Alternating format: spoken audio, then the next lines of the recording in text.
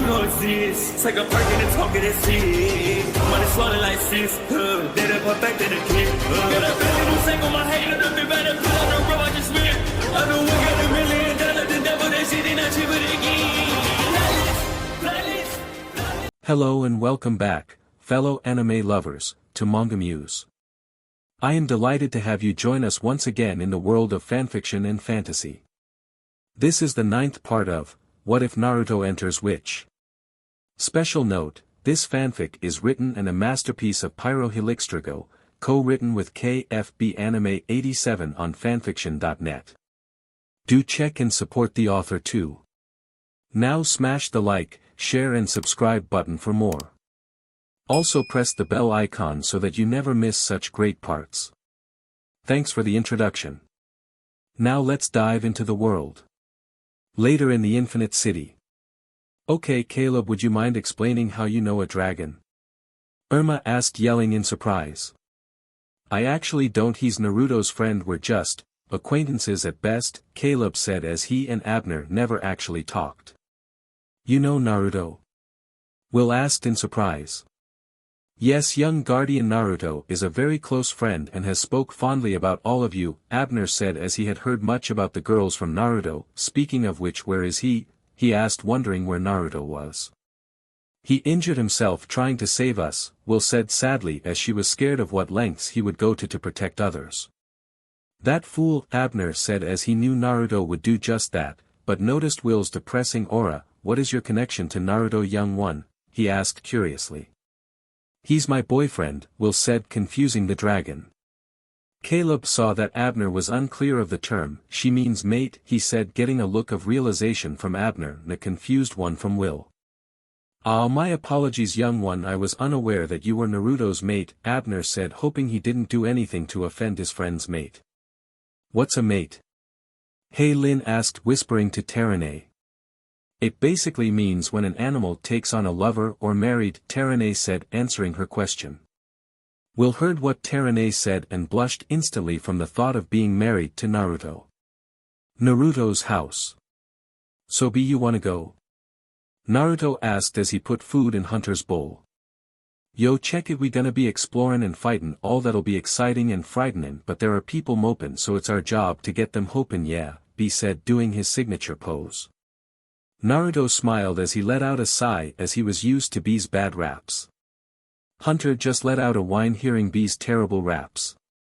Okay, but remember we're doing Recon and Infiltration, Naruto said as he pet Hunter. Phobos has the power to absorb tailed beast chakra. He already absorbed a sliver of the 9 tails and I don't know what kind of effects it might have had on him. He said to be warning him of what Phobos could do and still wondered what happened to Phobos after he absorbed the 9 tails chakra, as Sora had extremely drastic physical changes when he used the 9 tails chakra. B was surprised to hear that and wondered how the man was still alive, as it was extremely rare for a person to survive having tailed beast chakra inside them unless they were a Jinchuriki. Later in the city. Cornelia was in very deep thought, thinking back to what Abner had told her and the others. Flashback. You are the Earth Guardian, young one? Abner asked as he wanted confirmation. Yeah, Cornelia said, curious as to why he wanted to know. I had felt something from you at the castle, Abner said, getting hers and the other guardian's attention. I had felt the power of my old friend Avani, she was the Earth Dragon, he said, sadly confusing the others. You guys, I think he means one of the dragons from the story Mrs. Lin told us about, Terene said, realizing what dragon he might have been referring to. If you don't mind me asking, young one, but what story? Abner asked curiously. Hey Lin walked up and told him the story her grandmother told them for when they did the play. What happened next, young one? Abner asked, almost sounding desperate. I don't know, that's how the story ended, Hey Lin said, somehow momentarily feeling his sadness and desperation. Young guardians, did you even question the story you were told?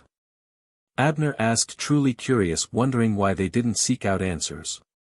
What's there to question? Irma asked, not seeing the point of asking what he was asking. Yeah, Abner, what should we be questioning?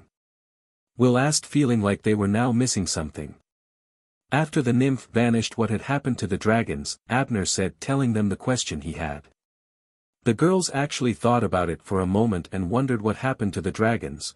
They knew Yen Lin would have told them the first time when she did, as she didn't leave things out when she told them things they would have needed to know, especially about their powers. Young Earth Guardian, Abner said, getting Cornelia's attention, you had unleashed the Earth Dragon's power even if it was momentarily. Should you find her, please tell me, Abner said, almost sounding desperate. Is she your mate? Irma asked, curious, not teasing him from how sad he seemed. Abner's scales around his cheeks suddenly turned a little pink as he thought about Ivani. Flashback end. Cornelia was so wrapped up in her thoughts as she bumped into a familiar face. Hey Corny, Irma said as Cornelia looked at her in surprise. What do you want, Irma? I thought you went home, Cornelia said as they went their separate ways after they hung out after the Silver Dragon. Yeah, well, I was just waiting for you to ask about this, Irma said, talking out a crumpled up piece of paper from her pocket. Cornelia's eyes widened in surprise when she saw the paper in Irma's hand. I don't know what that is, she said, quickly denying that she even knew what that paper was.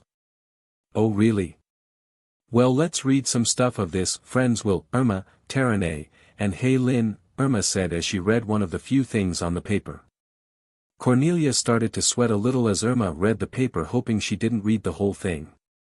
Oh, and what's this? Irma said, faking surprise. Naruto, he's dating Will and you secretly like him, she said, giving her a look. Okay fine, I'm a terrible friend, okay? I really like one of my best friend's boyfriend, Cornelia exclaimed, silently yelling at Irma, admitting her guilt. It's no big deal, I have a crush on him too, Irma said, surprising Cornelia. What? Cornelia said as she thought she heard her wrong. You like Naruto too? She asked, surprised by what she said. What's not to like? Irma said as nonchalantly as possible. And you don't think it's wrong to like our friend's boyfriend? Cornelia said as she felt guilty for having a crush on Naruto and felt like she was betraying Will. Nah, because I know something, Irma said, coyly messing with Cornelia. Can you be serious for 1 minute? Cornelia silently screamed at Irma. Okay, calm down, Irma said, raising and lowering her hands to defuse the situation. Irma then told her about what she heard B and Naruto talk about the CRA in the mall and told Cornelia about her plan to get with Naruto. Okay Irma, your plan sounds great and all, but your plan just has one little problem, Cornelia said calmly. What? Irma asked, wondering what she forgot. Why would he agree? Cornelia said plainly. Irma said, motioning to her and Cornelia's extremely attractive bodies. Okay, Cornelia said as she had another reason to give her. What about Will? She said, making Irma stop momentarily. Oh, Irma said, letting the H's roll as she hadn't thought about that. But come on, if we could convince them, maybe we could be a part of that. I mean, come on, I like Naruto and so do you, so tell me, do you really want to give up on the chance to be with a guy that we're not even dating? Makes you feel so incredibly special and amazing, she said, pleading with Cornelia. Cornelia took a moment to think about Irma's words, as even though she was a total B to Naruto, he still treated her with kindness and respect. Fine, I'm in, she said, making Irma smile victoriously, but you better not F this up, she said, thinking this might be worth the risk. The only one who will be doing any F is Naruto, Irma said with a perverse smile. You are such a pervert, Cornelia said, letting out a sigh. Oh please, like you weren't thinking about it, Irma said, making Cornelia blush and wanted to make her get even more red. Or are you thinking about doing the deed with Naruto and someone else like me? She said, getting the results she wanted as Cornelia got even redder and started babbling, speaking incoherent sentences. Naruto's house. So you can't open it? Naruto asked as he, Caleb, Will, and B stared at a golden theme book. Yeah, it's pretty much indestructible, Caleb said as he tried some of the power tools Yen Lin had in the basement and had zero success. So do you think you can open it? He asked, hoping the strongest person he knew could open it. Wait, you said only Phobos could open it? B asked, sharing a look with Naruto, who knew what he was thinking. Yeah, Caleb said simply. Then it might work like a BLD seal, Naruto said, getting confused looks from Will and Caleb. It basically means that anyone of Phobos' bloodline or BLD relatives of him can open it, he said, clarifying for Will and Caleb. Well, since his only relative is Elian, is there any way to open it? Caleb asked, hoping he said yes. Well, there might be a few, but they all require some form of essence of Phobos, Naruto said, as he needed either Phobos's BLD or something that had his power. Just great, Caleb said, as all of that would be extremely hard to get. Hunter suddenly jumped on the table and started biting and gnawing at the book as if he was attempting to open it himself, but with no success, but he did help relieve some tension in the group by making them laugh. "Aw," Will said as she thought it was adorable. Later at Will's apartment. "Will," Susan called out as she heard someone enter the apartment. "Yeah," Will said, answering her mom. "Where were you?" Susan asked, seeing her daughter was a little late. "Naruto's," Will said, like it was the most obvious thing. "Okay, well, I have something for you," Susan said, walking up to Will, giving her a small white paper bag, then walked away. "What's in here?" Will thought, opening of the bag, and pulled out a circular disc-like object, and when she opened it she was completely surprised that what she saw was BRTHCNTRL pills. She immediately started bushing from the implications of the gift her mother gave her, making her imagination run wild. "Meridian. Yo!" B said, amazed by the feeling he got when he went through the portal. "Yeah, takes a while to get used to," Naruto said, knowing the first time going through a portal felt a little weird. "Thanks for the ride," a sinister voice said from out of nowhere. "Who's there?" Naruto yelled as he and B looked around, thinking the voice sounded familiar to both of them. "Ah, you've forgotten me, Fox Boy, and you to Octo Freak," the voice said tauntingly. "Where's it coming from?" they thought, as they knew the voice was close.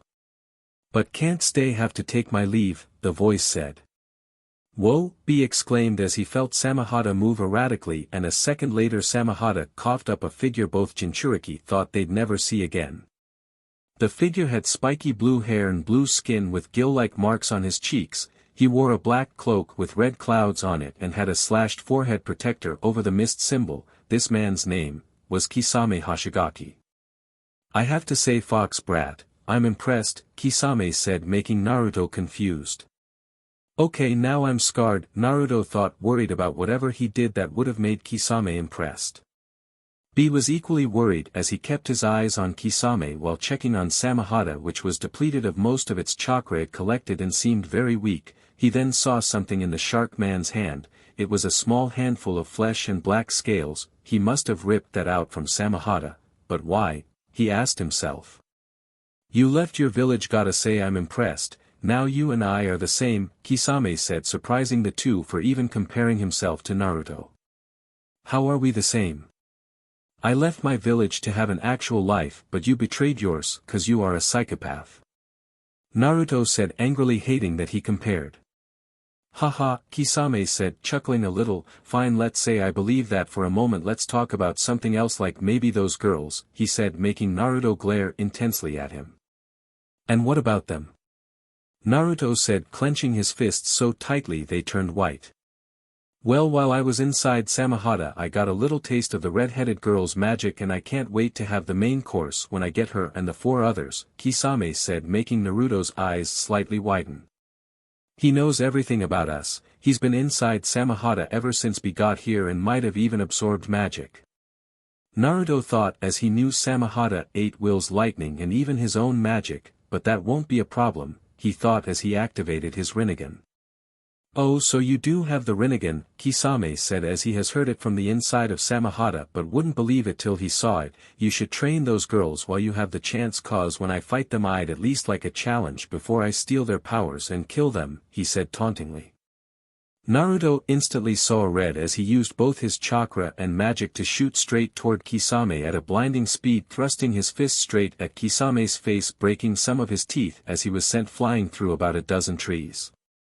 "I knew the brat got stronger since he defeated Pain, but this exceeds my expectations," Kisame thought as he started to bleed from his mouth. He saw Naruto slowly approach. "Hope this works," he thought as he brought the flesh and scales he stole from Samehada to his chest, and it slowly merged with his body, slowly entering into his chest. "Oh no!" B thought, worried as he had seen what Kisame became when he fused with Samehada, but he only had a little of Samehada to use but still had most of its chakra. "I don't know what he's doing, but it isn't good." Naruto stopped a few feet away, not wanting to get close without knowing what was happening. Naruto, get back, B yelled as he knew how dangerous Kisame was when a person was close. Before Naruto could do anything, they both saw Kisame start to change as his muscles started to expand a little, his teeth became more defined, and his skin turns to a bluish-gray color. "Oh man," Naruto said, taking in the Akatsuki member's new appearance, "and I thought you were ugly before," he said, chuckling a little. Kisame took in his appearance and frowned slightly. "I knew without Samehada my transformation would be incomplete, but I hoped for a little more than this," he thought, as he knew this transformation would now be permanent, and was glad that his chakra was now as high as if he had transformed with Samehada. "B, I need your help, we need to put this guy down," Naruto said to his fellow Jinchuriki, as Kisame would be a huge threat if allowed to get away from all the information he had on the rebellion since B got here and their current location, which he could give to the remaining Akatsuki if he somehow found a way back to their world. B nodded and prepared his lariat as Naruto prepared a Rasengan. "Even with my massive chakra I can't go head to head with two Jinchuriki at once," Kisame thought as he made a break for it. Naruto and B quickly followed after, their attacks fully charged and ready to strike down the shark-like man. "I need to get to the water," Kisame thought as he was faster in the water than most people on land. He smelled the air and smiled as he smelt salt water, meaning they were close to the ocean. "Where's he going?" Naruto and B thought, wondering why Kisame suddenly changed his direction, but then looked past the trees, seeing the ocean, and realized what he was doing. If he gets to the ocean he can escape. And to make it worse, if he decides to fight he'll have the advantage, B thought, remembering how fast Kisame was when he had him trapped in a sphere of water, and even though he wasn't fully transformed he'd still be incredibly fast. They tried keeping up with Kisame but were too late, as he dived into the ocean and quickly swam away, diving deeper into the ocean. "DMN it!" Naruto yelled as he stomped his foot on the ground. "Naruto, it's okay," B said, hoping to calm his fellow Jinchuriki down. "No B, no, it's not. Kisame has important information on not only us but the girls and the rebellion, which he just might give it to Phobos, and to add insult to injury, if he finds out Kisame has chakra, Phobos will take it and become that much more of a threat," Naruto said, as Kisame has a vast amount of chakra comparable to that of one of the stronger tailed beasts which had higher chakra than those with lesser tails. B stayed silent as he couldn't refute Naruto's points, as he knew he was right, because if any of those scenarios happened this world was done for. Later, Infinite City. Naruto and B were currently walking through the Infinite City toward the rebels' current location. "Remember B, this is Recon, no killing unless absolutely necessary. The people under Phobos don't work for him willingly, it's out of fear," Naruto said, as that was as good as any reason not to kill. B nodded, as he had heard about certain leaders who abused their powers, causing people under them to suffer and typically die. "Naruto, you guys ready?" Caleb said, calling out to his friend. "Yeah," Naruto said calmly. "So where are we going?" he asked, as he had gotten only a little information. "A few miles outside the kingdom. Phobos is looking for underground tunnels leading to the castle," Caleb said, getting a curious look from Naruto. "But we don't have tunnels," Naruto said, then quickly realized something. "But if he digs deep enough he'll reach the Infinite City," he said, making Caleb nod. "You're right, we need to stop it," Caleb said, wanting to stop the excavation. "But wait, if we do that then he'll just start it up again," Naruto said, knowing that if they attacked Phobos would think that his suspicions were correct. "So what, we leave them be and let them dig their way down here?" Caleb asked, not wanting to leave things as they were. "No, we're gonna attack, but we'll be doing something else while we're attacking," Naruto said, having a devious idea that would help the rebellion and lead Phobos' suspicions away from the underground tunnels. "Dig site. Are you sure this is a good idea?" Caleb asked Naruto, as the plan seemed kinda risky. "It'll work B, and Drake got this," Naruto said, as he hoped they had this, because if they didn't they were all screwed. "I hope S-," Caleb was saying till he was interrupted by the loud noise of Blunk crashing into the ground, alerting everyone of their presence. "Remind me to kill Blunk," Naruto said Caleb as he got up. "Get in line," Caleb said as he got up and unsheathed his sword. "Phobos Castle. Okay, why are we here and not the map room?" Drake asked as he watched B seal meat and other provisions inside scrolls like Naruto had before. "'Cause the people need meat to eat and there are sacks of maps just waitin'," B said, making Drake sigh as he had been annoyed by B's constant rapping. After they got the supplies they went to the map room and found multiple maps and hideouts. A few minutes later. Naruto was currently fighting multiple Lurtons with only his fists, not needing anything else, and when he got close he attacked the drill with a Rasengan, making it plummet down to the ground inside the hole it dug. "Does this seem too easy to you?" Caleb asked as the number of Lurtons was few. "It does, and I don't like it. Phobos is full of himself, but he's no fool," Naruto said, curious as to what Phobos had planned. The two stopped talking as they saw Cedric in the distance. "What's he up to?" Naruto thought, but his eyes widened as he saw Cedric hold up a horn. "I don't know what that is, but I know we shouldn't hear it," he thought, thinking of ways to block out the sound until he looked at the water. He then looked toward Caleb and without a moment of hesitation he ran toward him and threw him into the water just as Cedric blew the horn he had. Naruto and all the rebels were all hit by its sound, the troops becoming completely still while Naruto began to shake violently and clutch his head. "What's happening?" Naruto thought as he tried to dispel it like a genjutsu, hoping it worked similarly to it, but to no avail. His vision was still distorted and his head was still pounding. "Phobos Castle. What was that?" B asked, hearing the sound of a loud horn. "I don't know, but it didn't sound good," Drake said as he felt like it was time to go. B and Drake started running toward the nearest possible exit, and when they did they were surprised by what they saw. All the rebels that were with them were standing still like statues, completely frozen. "Where's Naruto?" B thought, worried for his fellow Jinchuriki. He scanned the area from the castle and spotted Naruto, but the strange thing was that he looked disoriented. He might be fighting off whatever that was, he thought, running toward Naruto with Drake right behind him. As soon as they got to Naruto, B tried dispelling what was happening to Naruto while Drake tried shaking a random rebel in the hopes of knocking him out of whatever had happened to them. "We can't help them, we gotta go," Caleb said, getting out of the water as knew there wasn't any way to help or move them without suffering the same fate or dying in the process. B looked at Naruto, who still seemed out of it, and grew a tentacle which he used to wrap around Naruto. "We're not leaving, Naruto. If you want to argue you can be the one to talk to Will," he said as he knew the red-headed girl could get extremely scary. Caleb said nothing as there was no way they could leave Naruto, especially with how he seemed to be fighting whatever happened to them. Also, if they did leave him, Phobos would have tried to siphon Naruto's power. Later at Naruto's house. Naruto was currently on his bed looking a bit sickly, his eyes having a faraway look even though he didn't seem to be conscious and deep in thought. "You need to get better, Naruto," B said, placing a cold rag on his head as he worried about the effects of what that horn did.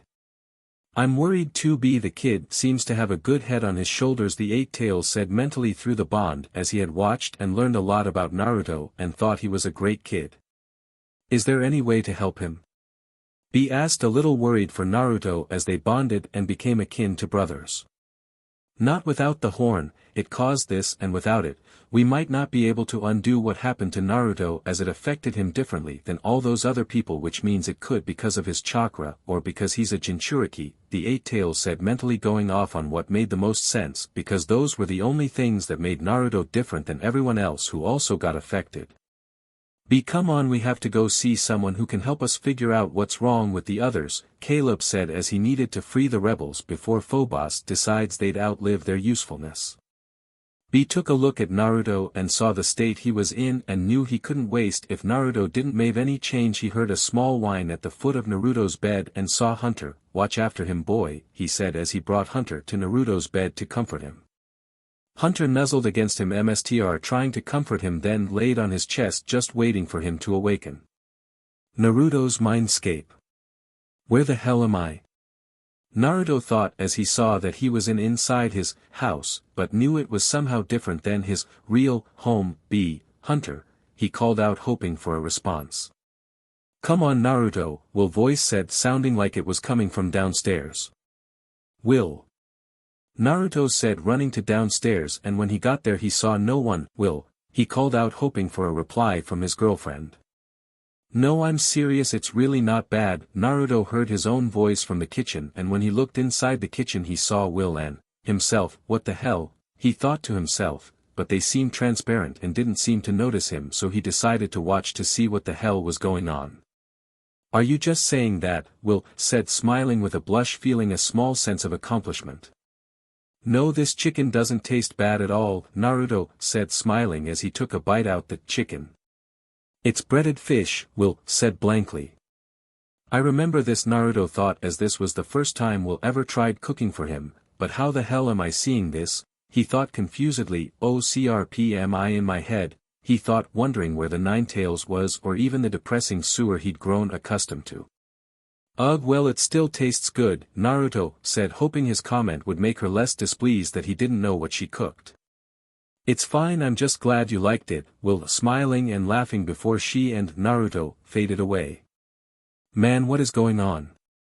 Naruto thought, understanding, and tried to remember how he got here. I got hit with some kinda sound, he thought, thinking he was inside a genjutsu, and when he tried releasing he saw that he was still there. Okay, either I can't break it or whatever Cedric used was magic based, he thought, as that might have made it harder to break seeing as magic had rules. "You're going down, babe," Irma said as she and Naruto appeared on his coach. "Bring it on," Naruto said as they grabbed their controllers and started playing video games. "Wait, this happened recently. This was when I was still healing, and Irma came over and kept me company and we played video games most of the day," Naruto thought, smiling at the memory. "Why does she call me babe so much?" he thought, noticing that she called him that a lot. Naruto and Irma laughed as they started to fade away. "Okay, why is this happening?" Naruto asked out loud, hoping that he'd get an answer. "You ready to lose?" Terani's voice said from outside. "I think you mean win," Naruto's voice from outside said. "What the oh, it's this," Naruto said, seeing him and Terane play basketball. Naruto watched the game between him and Terane and thought he did pretty good against the skilled girl. Even though he knew he was gonna lose, he enjoyed watching the game. He felt like he was forgetting something about this particular memory. Terane starts weaving around him using her quick reflexes from her dance classes. She sees an opportunity and goes for the dunk shot. Naruto saw that she didn't put enough power in her jump to make the shot and would hit the pavement, so he used his incredible speed to get in front of her so he could catch her, but the moment he did catch her they both fell to the ground, Terane right on top of him, them both making eye contact and blushing from how embarrassing the moment was. "Oh yeah," Naruto thought, remembering how silent things got the moment that happened. "Please, Naruto," Cornelia's voice said, coming from out the upstairs window. "Okay, what now?" Naruto asked, climbing up the wall to enter one of the few rooms he rarely used to see Cornelia in a very revealing dress. "Oh, this I definitely remember," Naruto thought, as he knew he would remember this for a while, as this was when the girls had their sudden growth spurt and Cornelia decided to model what she bought, and it was very hard not to ogle her very hot bombshell body. Naruto rewatched her do some spins and poses and saw how red he got from the show he got. "Seriously, thanks for letting us get new clothes, Naruto," Cornelia said in appreciation, as not many friends would do that.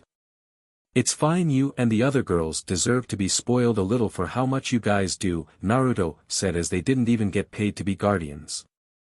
"I really appreciate this, Naruto, and I'm sorry that I was such a beach to you," Cornelia said, now sporting a small frown. "Don't talk about yourself like that," Naruto said in a firm tone, almost on the verge of yelling. Naruto frowned as he remembered this and hated that Cornelia thought that way about herself. Cornelia almost jumped in surprise, as she hadn't heard Naruto sound so angry before. "We all make mistakes and we all have our flaws, but willing to admit them and acknowledge you were wrong means you're better than most people," Naruto said, as many people didn't usually have the strength to change their minds from what they had it so set on and admit they were wrong and willing to apologize for it. Cornelia smiles and walks up to him, giving him a hug. "You're sweet, thank you," she said happily. Naruto watched him and Cornelia fade away and smiled, as he was happy he could make his friend feel less guilty and improve her opinion about herself. "Will you just sit down?" Hey Lin's voice called from downstairs in the living room. "Seriously, do I have to walk all around my DMN house?" Naruto thought, as he had been going in almost every room around his house, as he walked downstairs to see him on the couch with Hey Lin, who was repairing his ninja clothing and was making him a spare set. "Come on, how can I help?" Naruto asked as he was still injured from recently using the Hiraishin. "You can start by not moving, you're still injured," Lin said, giving him a little glare so she could make her point. "Oh right," Naruto said, remembering this moment pretty well. "I still can't believe you did something so stupid, you could have died," Lin said, stopping her repairs and just stared at him. "It wasn't stupid if I got to protect you and the others," Naruto said, smiling at her even though she had a look of surprise. "Wipe that smirk off your face," Lin said as she got back to work, as she felt touched by how protective he was for them all. "You still shouldn't have done that, we aren't helpless," she said, not wanting him to take such dangerous risks for them. "I know, but sometimes a person has to lay down their life for those they want to protect and deeply care about," Naruto said, as he was always ready to lay his life on the line to protect the people he loved and cherished. Lin just stared at him, not knowing how to respond, as she knew if she had the power to protect her friends she'd use it despite the risks like Naruto did for them. "Can you at least promise to be more careful and try not to get hurt?" she asked, wanting him to put her nerves at ease. "I promise to do my best," Naruto said, knowing that was a promise he made often to the people in his life. Lin smiled in appreciation as she gave Naruto a warm hug as they both started to fade. "Come on, Naruto," Elion's voice came from upstairs. "Oh man, please let this be a memory," Naruto thought, as he really didn't want to deal with the real Elion entering his head as he headed upstairs. Okay, calm down, stop being so impatient," Naruto said, as he and Elion were covered in gold and orange paint as they painted a room because Elion said it lacked color. "I'm not impatient, you're just slow," Elion said, acting all smart and smug. "And I'm patient, not slow," Naruto said, answering smartly. "I don't see a difference," Elion said, acting all cute and smug. "Okay, do you see this?" Naruto said, brushing a paintbrush with orange paint across her cheek. Elion looked at him in surprise, and when she processed what happened, she grabbed the closest brush and brushed gold paint across his mouth. "You know this means war, right?" Naruto said as he grabbed a second brush. "Bring it on," Elion said with a smile, ready to fight Naruto as they began to fade. Naruto just laughed as he saw this and remembered that after their little fight, they made some popcorn and watched the paint dry, admiring their work. He then frowned. "I really should have seen the signs," he thought sadly. "Oh come on," Caleb's voice yelled, coming from downstairs. "Oh, here we go," Naruto thought, thinking this wasn't going to be pleasant as he went down. That was until he got downstairs and saw which memory this was. "Oh man, this is the best," Naruto said as he saw Caleb's attempt at the transformation technique. "Dude, you look hilarious," he said as Caleb tried transforming into Phobos. Caleb's transformation of Phobos was terrible. His hair was uneven, he had a messed up beard, he even messed up his height. "This isn't funny," Caleb said in his voice coming through the messed up version of Phobos' mouth. No, it isn't, this is freaking hilarious," Naruto said, holding his gut as he laughed very hard, then took in a few breaths and calmed down. "You can't just have but this, you have to think about Phobos's details," he said as the transformation went by, how the person viewed the person or object they intended to transform into, while also putting in enough chakra for it to work. "I'm trying," Caleb said, dropping the transformation. "Listen, you've seen Phobos in person enough times, right?" Naruto asked, wanting some confirmation. "Unfortunately," Caleb said, muttering under his breath, but was still audible for Naruto to hear. "Well, try to remember how Phobos looked like, picture every detail as you try transforming," Naruto said, as it was better to be thorough when using the transformation technique. Caleb closed his eyes and made the hand sign Naruto had shown him and started focusing, and was soon enveloped in a white cloud of smoke. "Well, see if this is better," Naruto said as Caleb only messed up only a few minor details to Phobos. "Okay, let's take a break," he said, as he knew Caleb had attempted the transformation technique multiple times. "Okay," Caleb said, feeling tired and in need of a break. "So how was your date with alchemy?" Naruto asked, both curious and wanting to tease the rebel. Caleb blushed and looked away. "Come on man, give me something like, did she ask you out again?" Naruto asked, knowing Caleb wasn't smart enough to ask for a second date. Fine, but first can I ask you something? Caleb said, sounding serious. Sure, shoot, Naruto said, curious to what he'd ask. You and Will, how does that work exactly? Caleb asked curiously, as he had seen how close he and Will have become ever since they started dating. Trust, Naruto said simply, but I know what you're really asking is that you want to know if Alchemy is the right girl and if you should take the risk, he said, seeing the look of doubt in Caleb's eyes. Caleb remained silent and said nothing. Caleb, there is never a perfect someone for anybody. A relationship is built upon a bond or a connection between two people, and it's up to them to make that bond into something more, Naruto said, hoping to ease his friend's worries. Naruto laughed a little as they faded. He remembered how this went on and how Caleb kept asking for advice. Man, you sure are foxy. Ninetales Jinchuriki Naruto Uzumaki. B's voice yelled from the kitchen.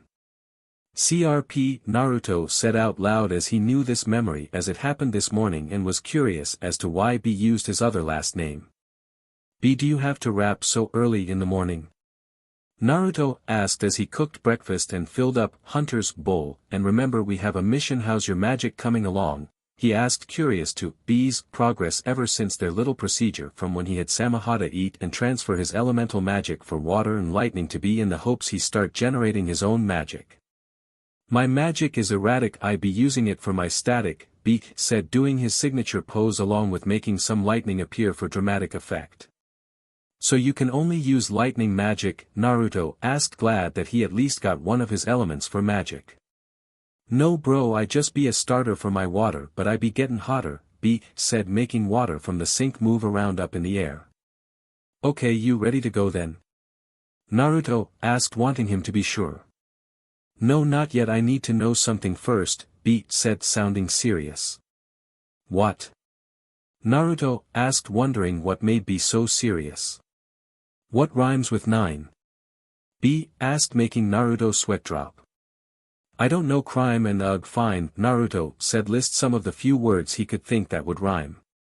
Yo, you and me bein' so fine it should be a crime, stoppin' all those fakers, haters, dictators, we be their educators, yeah, B putting the words Naruto gave him to use. Naruto just laughed as they faded, as even though this happened today it was still funny. Ah, Will said, appearing right next to Naruto, which actually spooked him a little bit. Man, how many more memories am I gonna see?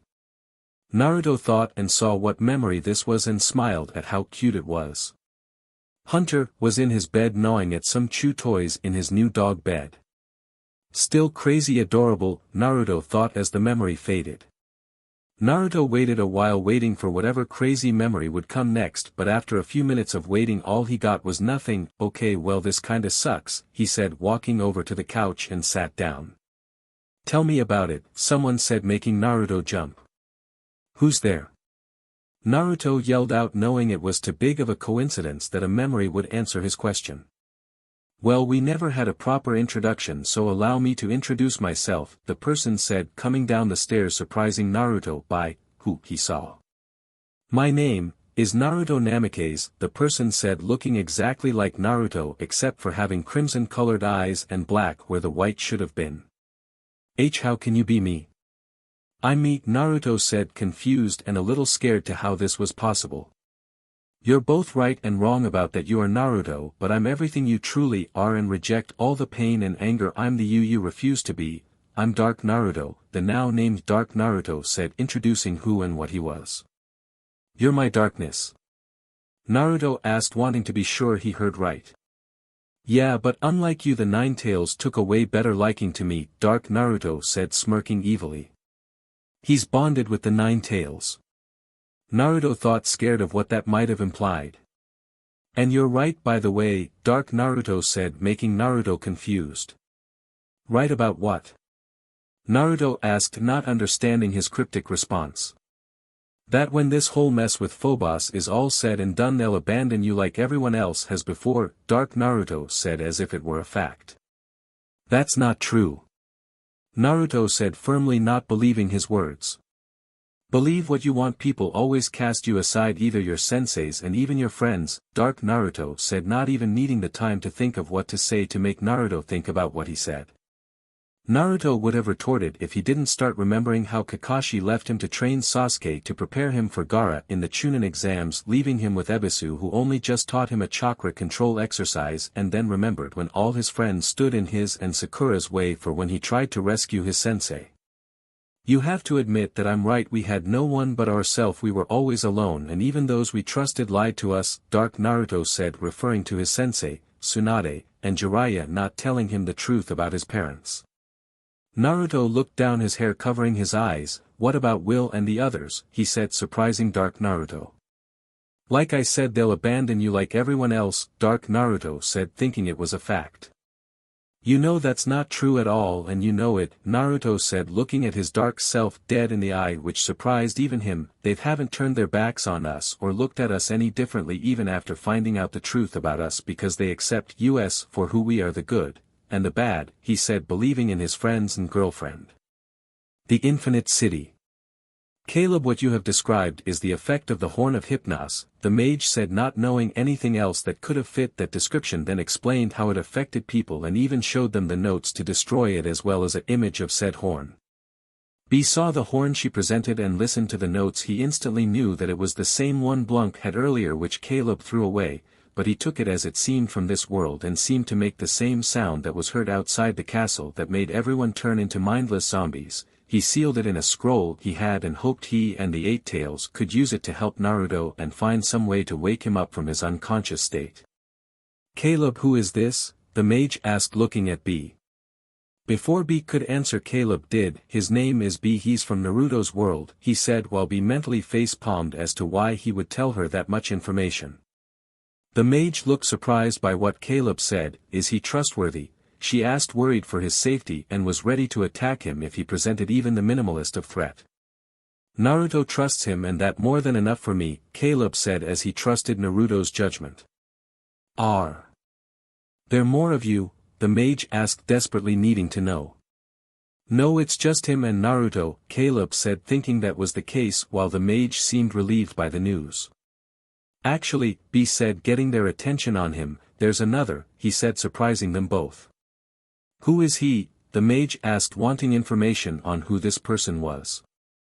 His name is Kisame Hoshigaki, and he is a threat, and he's here in this world, B said, knowing the hybrid man-shark was dangerous, especially with all of Samahata's chakra and his semi-transformed body. In mine and Naruto's world he is a terrorist and has a lot of power equal to that of mine and Naruto's, he said from past experience as he fought Kisame before at full power in his even sharkier body, and if that weren't enough, he was smart, brutal, used dirty tactics, and always went for the kill. Like any shark would. The mage seemed to be in a state of deep thought as when she heard this information. Where was he last seen? She asked, wanting to know. We last saw him diving into the ocean at the beach, B said, not knowing how useful that would have been if he had his gills.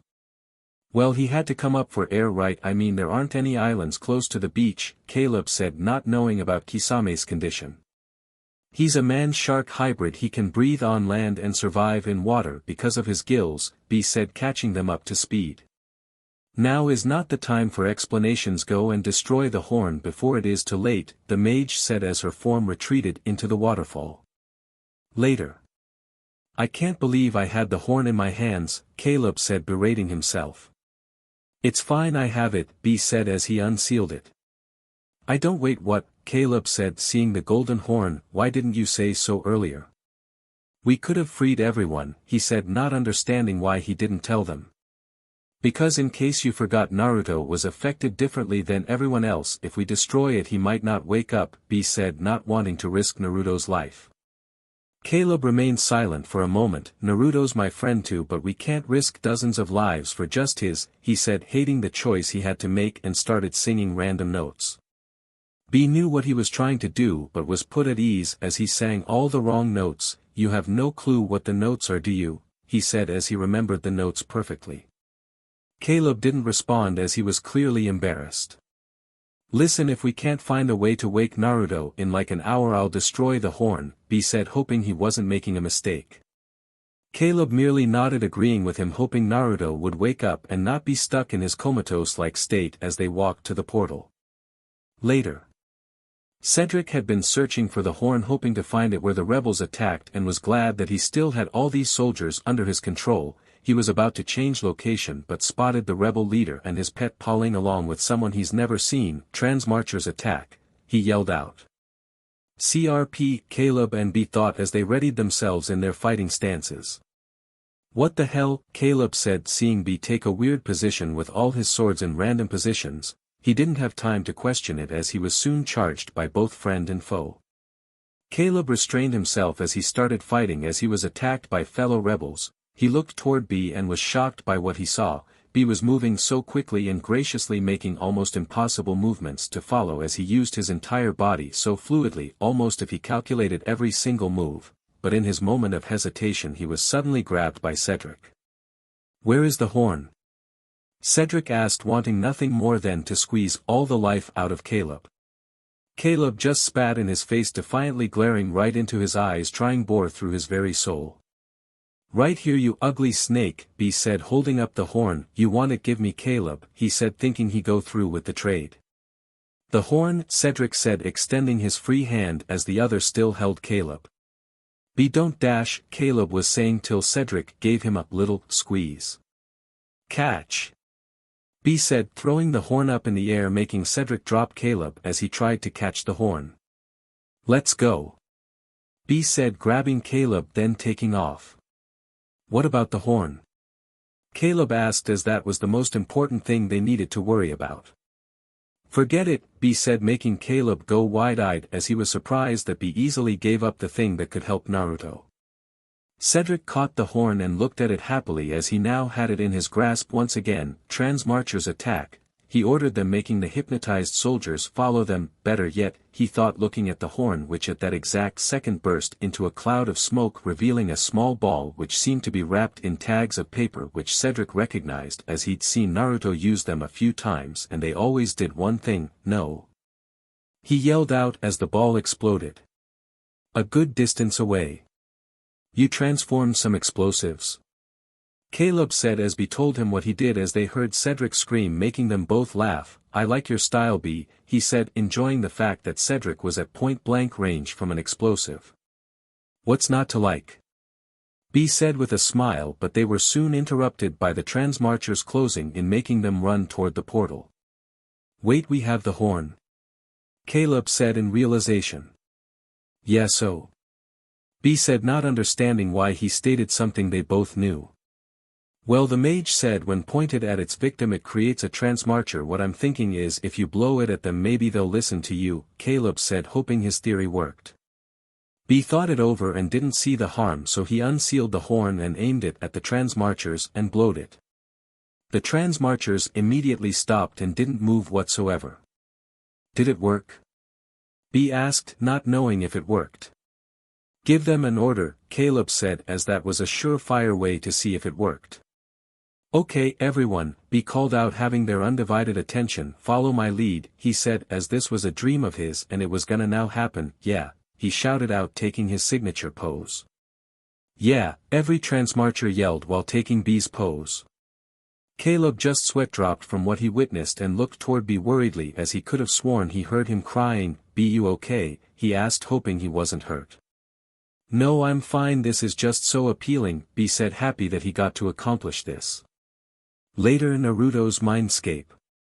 "Anything else you want to say, or are we just gonna stand here all day?" Naruto said, as he and his dark self have just been standing there as they basically stared into each other, neither backing down, looking for the smallest sign of weakness. "What I want is to no longer be rejected and ignored by everyone, especially by you," Dark Naruto said as his glare slightly intensified, but it lessened. "But I will admit you were right about something," he said, surprising Naruto. "And what's that?" Naruto asked, wondering what his dark self was admitting he was wrong about. "You were right about the girls, you were right that they wouldn't betray us or leave us, especially B, hell even Caleb despite his stupidity," Dark Naruto said, admitting Naruto was right, as the girls had stayed by their side and B and him were kindred spirits and bonded to the point where they felt like brothers. he even bonded with Caleb despite their differences of opinion. Can I ask why even though we're separate we can still agree on something?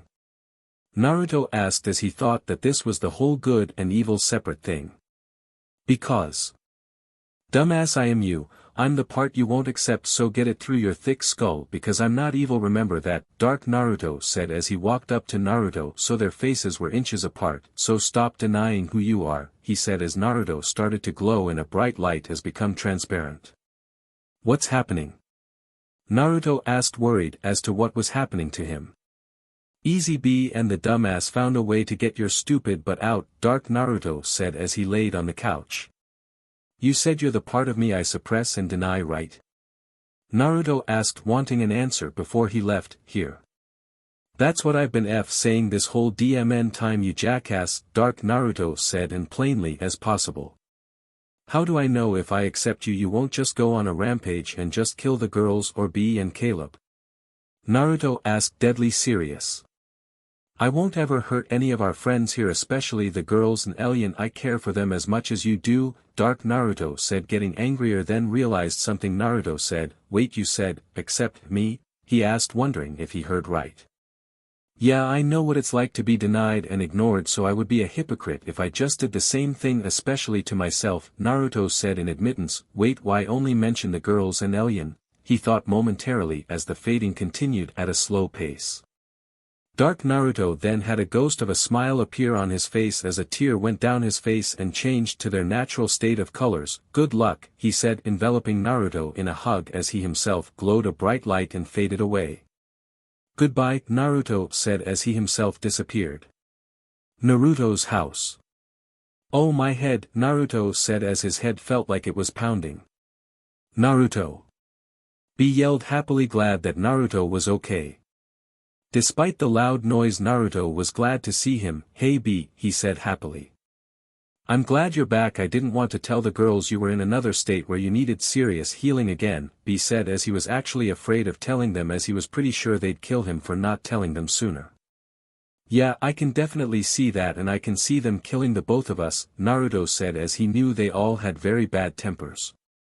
Naruto would have said more, but he felt something try and get under his hand, and when he looked down he saw Hunter, and when they locked eyes Hunter jumped right at Naruto and began licking his face, happy that he was alright. Hey, calm down buddy, I'm here, Naruto said as he pet his small animal companion, then realized something. Oh CRP, I'm gonna be late, he said as he quickly changed his clothes to a short-sleeved dress shirt and black jeans. Late for what? B asked, seeing Naruto ready to leave his house. A dance, Naruto said, leaving the house and headed toward his car. B and Hunter just looked at the door, not knowing how to respond to what Naruto said. Should we be worried, boy? B asked, only to be answered with a small bark. Yeah, that's what I thought to boy, he said, kneeling down petting his head. Later at the school. Will was currently in red dress with a slit in the side with a blue flower pattern on it, waiting outside the school for Naruto as he and Rec 55 were supposed to go on soon. Where are you? She thought, waiting for him to arrive, but at that moment his car pulled up in front of the gates. Finally, she said, rushing toward the car. Hey, sorry I'm late, I was busy, Naruto said for a lack of a better word as he parked and went toward his trunk to get his guitar he got with Matt a while back. Well, stop wasting time, you and Rec are on in a few minutes, go, Will said, showing him toward the back. Naruto entered through the back where he was greeted by Matt and the others. The rush to set up Naruto's black guitar, which had a red spiral and an orange leaf symbol. The moment they finished setting up and went over the song, the curtain opened and they wasted no time getting started. Naruto, oh, they want to keep me down. They can't hold me down. Whole band, no. Naruto, they can't keep me. They can't keep me down. Later. You were awesome. Will said before they kissed. Thanks, Naruto said as he pulled away after the kiss, then proceeded to give her a kiss. Wanna dance? Will asked, not really giving him a choice as she pulled him to the dance floor where Matt and the others played a slow song. Naruto and Will just embraced each other, not really caring what happened around them, as the person they held was the center of their world and their main focus as they slowly sway to the music, just happy to be with each other. Will gently placed her head on Naruto's well-defined chest. This is just perfect, she thought, wishing this moment could last forever. Oh, just look at them, Lin said, thinking that they were just cute as she wore a midnight blue Chinese-style dress with golden highlights that showed off her legs and wrapped nicely around her body with a small diamond-shaped melon's window. Yeah, Terene said, a little envious as she watched the two dance while wearing a cream-colored tank top with a blue skirt with yellow stripe on the right and left side. She was also wearing multiple bracelets of different styles and colors around the upper part of her arms. Lin saw the look in her friend's eyes and actually felt something coming off Terene. Is she okay? She thought, oblivious to what she felt. You want to dance with Naruto, Terene? She asked, wondering if that was what her friend wanted to do. How did you know? Terene asked in surprise that Lin knew what she wanted to do. I don't know, Lin said with a smile, having no clue to what she just did or what she felt. But do you want to? She asked curiously. Why, yeah, I guess, Terene said, not knowing what was going on inside Lin's head. Okay then, Lin said as the song just ended and she went up to Will. Will, can I talk to you about our next homework sleepover? She asked, thinking off the top of her head. Sure, Will said as she was then dragged away by Lin. Oh okay, that was weird, Naruto thought, although not overthinking it as Lin was involved. Terene saw that he was alone and swallowed her fear, walking right up to him as they were about to play the next song. Do you want to dance? She asked rather impulsively, which was a surprise from her usually shy personality. Sure, Naruto said, seeing no issue, but don't expect me to be able to keep up with you, he said, knowing she could dance literal circles around him while also unknowingly ease Terene's nerves. It's fine, I'll lead, Terene said, grabbing his hands. With Cornelia and Irma. You look like a rock groupie, Cornelia said, criticizing Irma's clothing as she was wearing a shirt with poofy sleeves with a bluish skirt while also wearing a pair of aviator sunglasses with pink lenses. I'm surprised your dad let you leave the house, she said as she knew how protective he was of Irma. Yeah, and I'm gonna take fashion advice from someone wearing sunglasses inside, Irma said, questioning Cornelia's sense of logic as she was wearing a black sweater with some blue on it over a black shirt, wearing a black skirt which had thin white lines with a small chain attached to it, while also wearing black high-heeled boots with black and white stockings. If you look good wearing it, what's the problem? Cornelia said, not caring whatsoever. You are so dash, Irma was saying before she spotted something. Corny, turn around, she said nonchalantly. Cornelia turned around and was surprised by what she saw. Is that Terene? She said, amazed by her moves as she danced with Naruto. You see that? Irma said, looking right at the pair. Are you kidding me? Look at her go, Cornelia said, impressed by Terene's moves as she looked like it was all natural. Not that, you blockhead, look at her face, Irma said, clearly seeing something. What are dash? Cornelia was saying till she spotted the look on Terene's face. She had a blush and a faraway look as she danced with Naruto. Is she dash? She was saying till she was interrupted.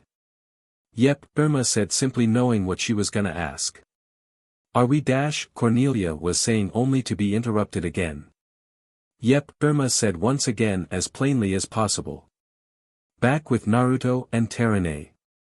Those classes are really paying off, Naruto said as he was impressed by her graceful moves. Thanks, Terene said, smiling.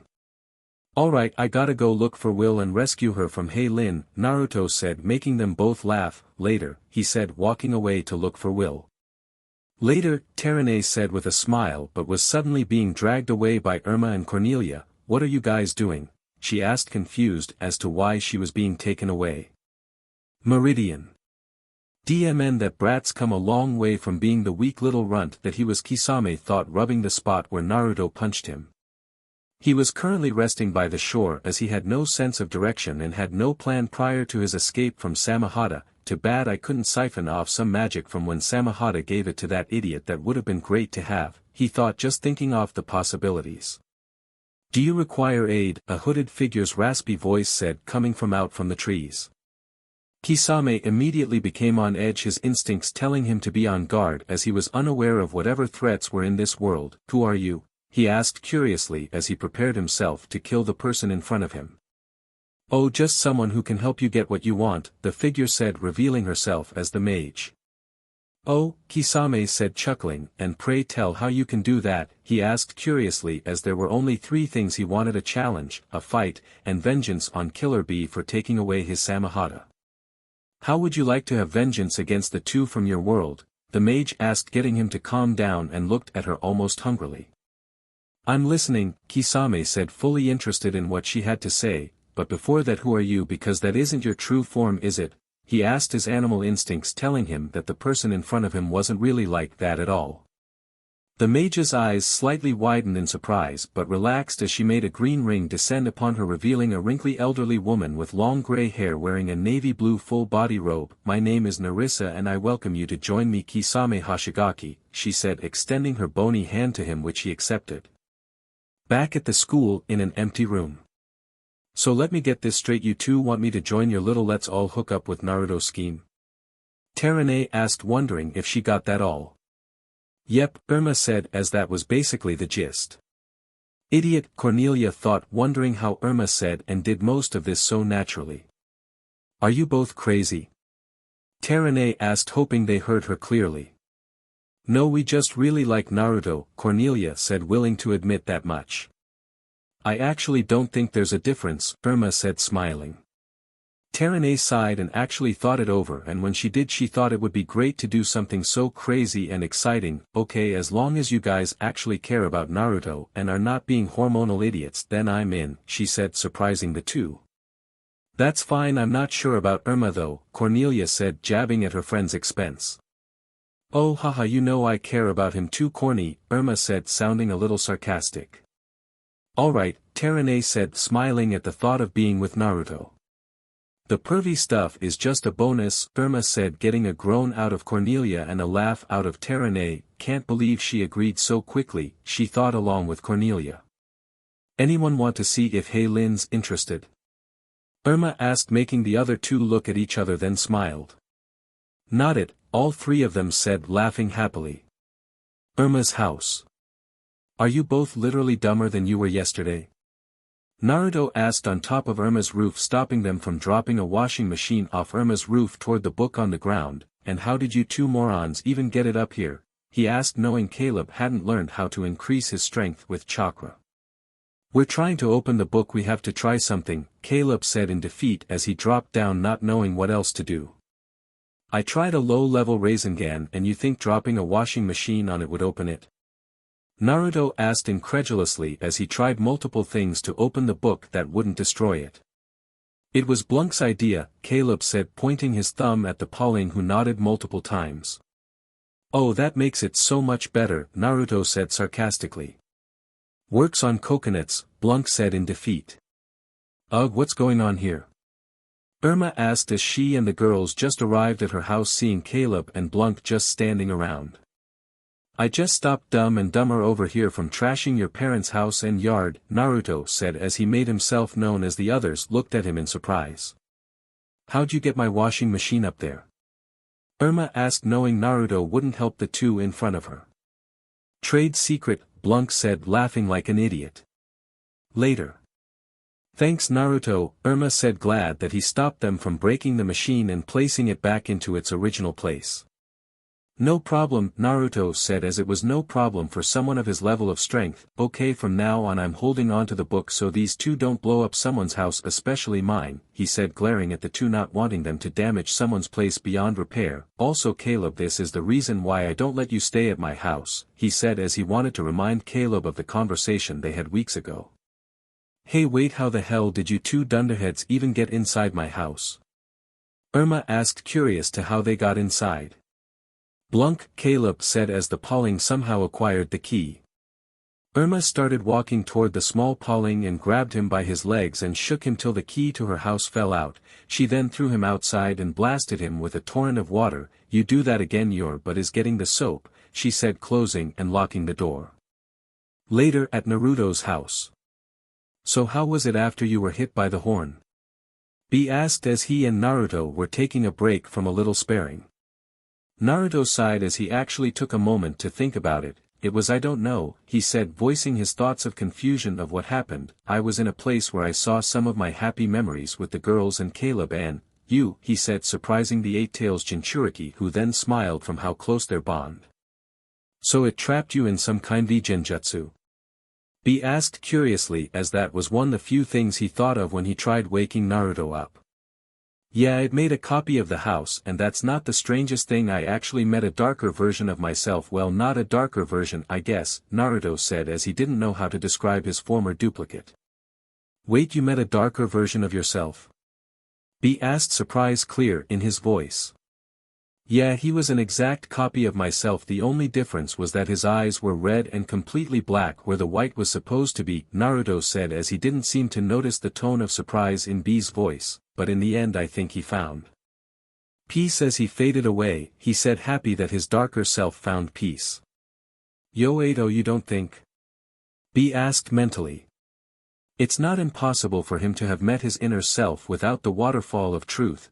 But the real question is, if you want to continue his training, remember different world, meaning we don't have access to the tailed beast temple, meaning if you take the next step in the training and Naruto fails, the Eight Tails explained mentally, knowing the end results if he failed and knew what the Nine Tails would do if Naruto failed. After a few moments, after thinking and considering the risks, B made a decision. Naruto, what you just described was the first part of training to gain control over your tailed beast's chakra, he said, surprising Naruto. You're saying there's a way to control the Nine-Tails chakra? Naruto asked, remembering the times when he lost control but got flashes when he woke up afterwards, but then remembered something else. Wait, you had tentacles come out of your body, is that a result of the training? He asked in curiosity. Yes, but that's a result of the bond between both me and Eight Tails. It allows me to manifest his appendages, B said, as having extra limbs was extremely helpful. But with this training also comes great risk if you don't succeed, and we don't have a place for you to do it safely, he said, wanting to be upfront about everything he needed to know. That's alright, I don't think we should do it now anyways, Naruto said, surprising B a little, as Naruto seemed like the type of person to jump at the chance. Besides, do I really have to take it? I mean, he's given it to me before, he asked, not wanting to just take the Nine-Tails chakra, as their relationship had improved dramatically then from what it was before. The Nine-Tails, who was listening to the entire conversation, wanting to prepare himself for whatever Naruto was doing, as he had felt Naruto's true self disappear, and when he heard Naruto say what he said, he was surprised that Naruto wouldn't try to get more chakra immediately and wanted to find an alternative route to achieving it. He remained silent, wanting to hear the rest. B smiled at Naruto's response. You've already made a great first step, Naruto, he thought, not wanting to tell Naruto what he was doing was the right way to go, since that would either diminish or weaken what Naruto might achieve. Later in the city. So what do you want to do, Will? Naruto asked as he and Will hadn't decided on a date and were just driving around. I don't know, what are you in the mood for? Will asked, as she was really just up for anything, as she enjoyed Naruto's company as he made her feel special, doing the most simplest of things. Well, we could dash. Naruto stopped himself as he saw Alchemy and Caleb walking down the sidewalk. Go on a double date, he said, wanting to make sure Caleb wasn't up royally. With who? Will asked, unaware of anyone they both knew who were in a relationship. Naruto grabbed her chin and directed her face at Caleb and Alchemy. Oh sure, she said, seeing no problem. Naruto pulled up to them along the sidewalk. Hey, you guys need a lift, he offered them. Later. So whose idea was it to go to an aquarium? Naruto asked, never knowing either of the two to have an appreciation for fish life. Oh, it was mine, I saw it in a newspaper, Caleb said, which was true even though he didn't read the paper whatsoever, as he only saw an ad from said paper as Yen Lin read it. Naruto was a little surprised but accepted it. So what do you guys want to see? He asked, wanting to see the different species, as due to his sage status he loved animals and respected and embraced nature. Oh, let's go see the sharks, Alchemy said, as she and Will dashed over to see the magnificent yet deadly creature. Naruto and Caleb followed right behind their overzealous girlfriends, seeing a few distinct types of sharks. Man, I can't believe how fat these things are, Caleb said, seeing a shark that was literally the size of three of him put together, while also unknowingly catching the attention of a rather aggressive shark known as the bull shark. I mean, they might be a pretty decent meal, he said, pissing of the shark as he began tapping on the glass. Caleb, you should stop, Naruto said, sensing the shark's aggressive and predatory nature rise. Naruto, you shouldn't be so worried, they're just dumb fish, Caleb said, making the shark enraged. while also making a certain hybrid shark man in Meridian to sneeze. Idiot, Naruto thought, channeling some sage chakra, hoping his power would calm the shark down, which luckily it did. If it weren't for all these people I'd kill him, or better yet let the shark finish the job, he thought, glad that he came with Caleb, otherwise he either be dead or pissing of other sea creatures. So you ready to see some other fish? Caleb said, walking away. Naruto sighed and followed, but stopped and noticed they were missing their dates. The hell they go, he thought, looking around. Women's restroom. So will have you or the others heard from Elian? Alchemy asked, missing her friend, and was a little worried for her. Will momentarily tensed, cause the situation around Elian was incredibly complicated, seeing how she was currently safe, but how long that lasted was unknown to her and the others, but still she had to reassure Alchemy. She's fine. She sent Cornelia a postcard, she said, as it was simple and believable. Oh, that's great, hope she's alright, Alchemy said in relief, glad that her friend was okay.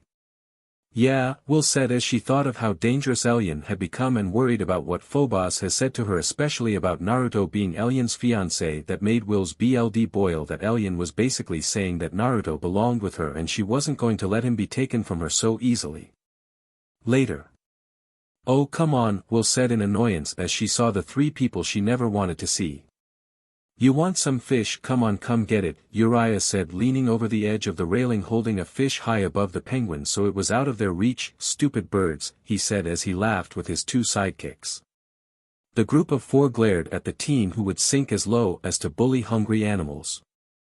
Naruto tapped Caleb's shoulder and signaled for him to follow as they got some fish from a bucket. They went up to Uriah, who was unaware of their arrival, and slipped some fish into his pockets, then pushed him over the railing into the water. Hey, what's the big idea? Uriah was saying till he got pecked by a penguin. Leave me alone, you dumb bird, he said, till some more penguins went up to him and started pecking him. Hey, stop. Help. Help, he screamed as he swam away, trying to get away from the semi-aquatic birds who wanted the fish in his pants. Naruto and Caleb laughed as they high-fived each other, proud of what they did to the obnoxious team. That was great, Caleb, Alchemy said, hugging Caleb excitingly. Looks like he might have found his girl, Naruto thought as he saw the small smirk appear on Caleb's face and saw something that really caught his interest. Dolphins, he thought, seeing a sign. Later at Naruto's house. Will was enjoying herself immensely as she was eating some chicken Naruto made her, which was pretty good ever since his cooking skills greatly improved from the cookbook Lin gave him, but that wasn't the best part as she got to watch Naruto and Caleb go at it in a full-on spar. Naruto and Caleb were both using actual swords, Naruto with a chakra metal katana and Caleb with his chakra metal sword. You ready to give up, Caleb? Naruto asked tauntingly as they clashed. Why would I give up when I'm winning? Caleb said, as this was something he knew he had a shot at beating Naruto at due to his long use with a sword. Naruto smirked as he released one of his hands from the katana and channeled some lightning chakra into it, creating a duplicate katana made entirely of lightning. Thank you, Sasuke, he thought, remembering how his best friend could manipulate lightning chakra to such an advanced degree. Caleb and Will were taken by surprise when they saw the sword of lightning appear out of nowhere. Naruto took advantage of Caleb's shock and struck his hand, making him lose his grip on his sword, then swiped his leg, making him fall to the ground as Naruto pointed the real sword inches from his neck. Do you yield? He asked with a smirk on his face. Caleb simply nodded, making Naruto make the lightning sword dissipate, letting him now use his free hand to help Caleb up. That was so cool. What was that? Will asked in excitement. That will be the fruit of your labor in your training, Naruto said, seeing they needed some clarification. The training you guys do with your elements is so you can learn how to use them, channel them, and finally wield them, he said as they looked to be in awe. When do we start? They both asked eagerly. Hold on, you guys need to take a breather, Naruto said as he could understand their eagerness. Some of you have already gotten started, Irma, Lin, and Cornelia, he said, making them both angry. How come they got to start already?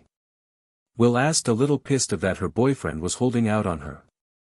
It's because elements like your lightning and Terranese fire are harder to manipulate and can have dire consequences like creating an explosion or frying your nervous system, Naruto said, as those were only a few things he could think of, but the others' elements have no actual form and can be manipulated with little to no risk, like water and earth, as it can take almost any form, he said, hoping they'd understand.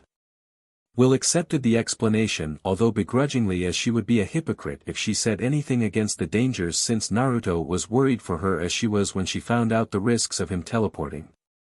But listen, your control is getting better, you'll be able to do stuff like this as soon as you have good enough control, Naruto said, knowing how dangerous a technique could be without proper control, as he had learned that his Raisin Shuriken, when used by him and two clones each doing a separate job in either adding wind chakra or making it take form by channeling that chakra into him, severed his chakra coils. Now with him being able to form with one clone, it increased its destructive power and did less damage to his chakra coils, and he suspected if he truly mastered it there would be next to no damage. More would have been said if Naruto's phone didn't go off. Hello, he said, answering the call. Naruto, you, Will, and Caleb have to meet us by the river ASAP. Irma said before hanging up. Who was it? Caleb asked curiously. Irma, she needs us to meet her by the river, Naruto said, knowing Irma wasn't playing around. Later, down by the river. Everyone was shocked by what the Pauling had just said. No talked or even dared to breath with how serious the words that came out of Blunk's mouth. What did you just say? Caleb said in a dangerously low tone, making everyone there tense up. What did you say, Blunk? He yelled angrily, ready to choke the Pauling. Calm down, Caleb. Naruto said as he restrained him. Blunk, pass message from Skinny Green Man, Blunk said, hiding behind the girls. Aldrin, both Caleb and Naruto said, as Aldrin was the only person they knew that fit that description. Caleb, I know you're angry and you have every reason to be, but hear Blunk out, Naruto said, knowing that Caleb was going through denial as he went through it when his MSTR died. A few minutes later. Caleb was sitting down by the river in deep thought, processing what Blunk had just told them. He didn't know what to feel or how to respond to the news of his father still being alive. Is he going to be okay? Hey, Lin said in a whisper, hoping someone would answer. I don't know, Naruto said, as he would be right where Caleb is if he was told there was a chance one of his parents were alive. I need to find him, Caleb said, getting off the ground. And we're coming with, Naruto said as the others nodded in agreement, and before you say something like we're not coming, I think you're forgetting how stubborn your friends can be, he said with a smile, as he knew how important this was to Caleb, so he'd back his play. Caleb smiled, feeling incredibly lucky for the friends he had. Alright, let's go, he said, walking away. As they walked, Will and him lagged behind. You know, there's no guarantee that we'll be able to free him? Will said, knowing it would be hard to enter a well-guarded mine and would be severely limited, seeing as the mine was underwater, and if any of them let out an attack that was too strong they could flood it and everyone there would drown. I know there's a possibility, but there is also a possibility that we'll free him and everyone else. We always need to have hope and never give in to fear, or failure is all but guaranteed, Naruto said, as he truly believed this, as he always tried his best and didn't believe he'd ever fail, not with someone else's life on the line. Later at the lake. What's wrong, Corny? Nervous? Irma said, as chuckling a little as she saw that her friend looked a little uneasy. Don't worry, you can't sink, you have two perfectly good flotation devices right there, she said, pointing at Cornelia's massive bust. Shut it, Irma. Cornelia said angrily. Is she okay? Naruto thought as he noticed that her breathing was a little fast and she seemed to be sweating profusely. Is she having a panic attack? He thought, wondering what was setting her off. Hey you guys, I need to talk to Cornelia for a second, we'll be right back, he said, walking a good distance away from the others. What did you need to talk to me about? Cornelia asked, a little calmer now. Cornelia, you look ready to pass out. What's wrong? Naruto asked, wanting her to be upfront with him. It's just remember when I almost drowned? Cornelia said as her breathing picked up slightly. Yeah, Naruto said, then quickly realized. You're afraid of the water, he said as Cornelia merely nodded. I don't remember much from what happened, but just the thought of going underwater and not coming back up scares me, and I hate feeling this way, Cornelia said as she grabbed both her shoulders in fear. Naruto walked up to her and wrapped her in a hug. Cornelia, it's okay to be afraid, it doesn't make you weaker or any less than you already are, and I know it can be difficult to overcome, but you'll have all of us right beside you, and when we're together there's never a reason to be afraid because we have our friends by our side, he said, releasing her from the hug. Seeing she had a smile and some tears rolled down her face, Cornelia felt a tremendous weight be lifted off her shoulders for when he said that, and then gave him a hug. Naruto just smiled, happy he could ease his friend's nerves, then wiped the tears she had on her face. Now come on, let's go, he said, pulling her by her hand back towards the others. You lovable idiot, Cornelia thought, falling for him all over again. Later in Meridian. Holy SHT, this beats the aquarium, Naruto said from inside the bubble. They were all in looking at Meridian's local aquatic wildlife, seeing fish the size of a salmon. You bet, Will said, amazed by how big and exotic some of the fish were. Naruto seemed to notice that Cornelia was hyperventilating even just a little and grabbed her hand to reassure her that he was there for her. It's okay, he whispered to her, which went unnoticed by everyone except Irma. The hell did they talk about? Irma thought, surprised that Naruto was holding Cornelia's hand. Did she make a move? She thought curiously. God, I hope this CRA idea works out, Cornelia thought in desperation. He's the perfect man, I honestly can't see myself with anyone else, she thought dreamily. As the bubble moved, a giant fish swam right past them, not even acknowledging their presence. Me and my dad threw back fish bigger than that, Caleb said, trying to ease the tension. Quick vote who thinks he's full of it. Irma asked, and immediately everyone but Caleb raised their hand. They all remained silent as the bubble reached the surface, not making a sound, as they didn't know if there were any guards around.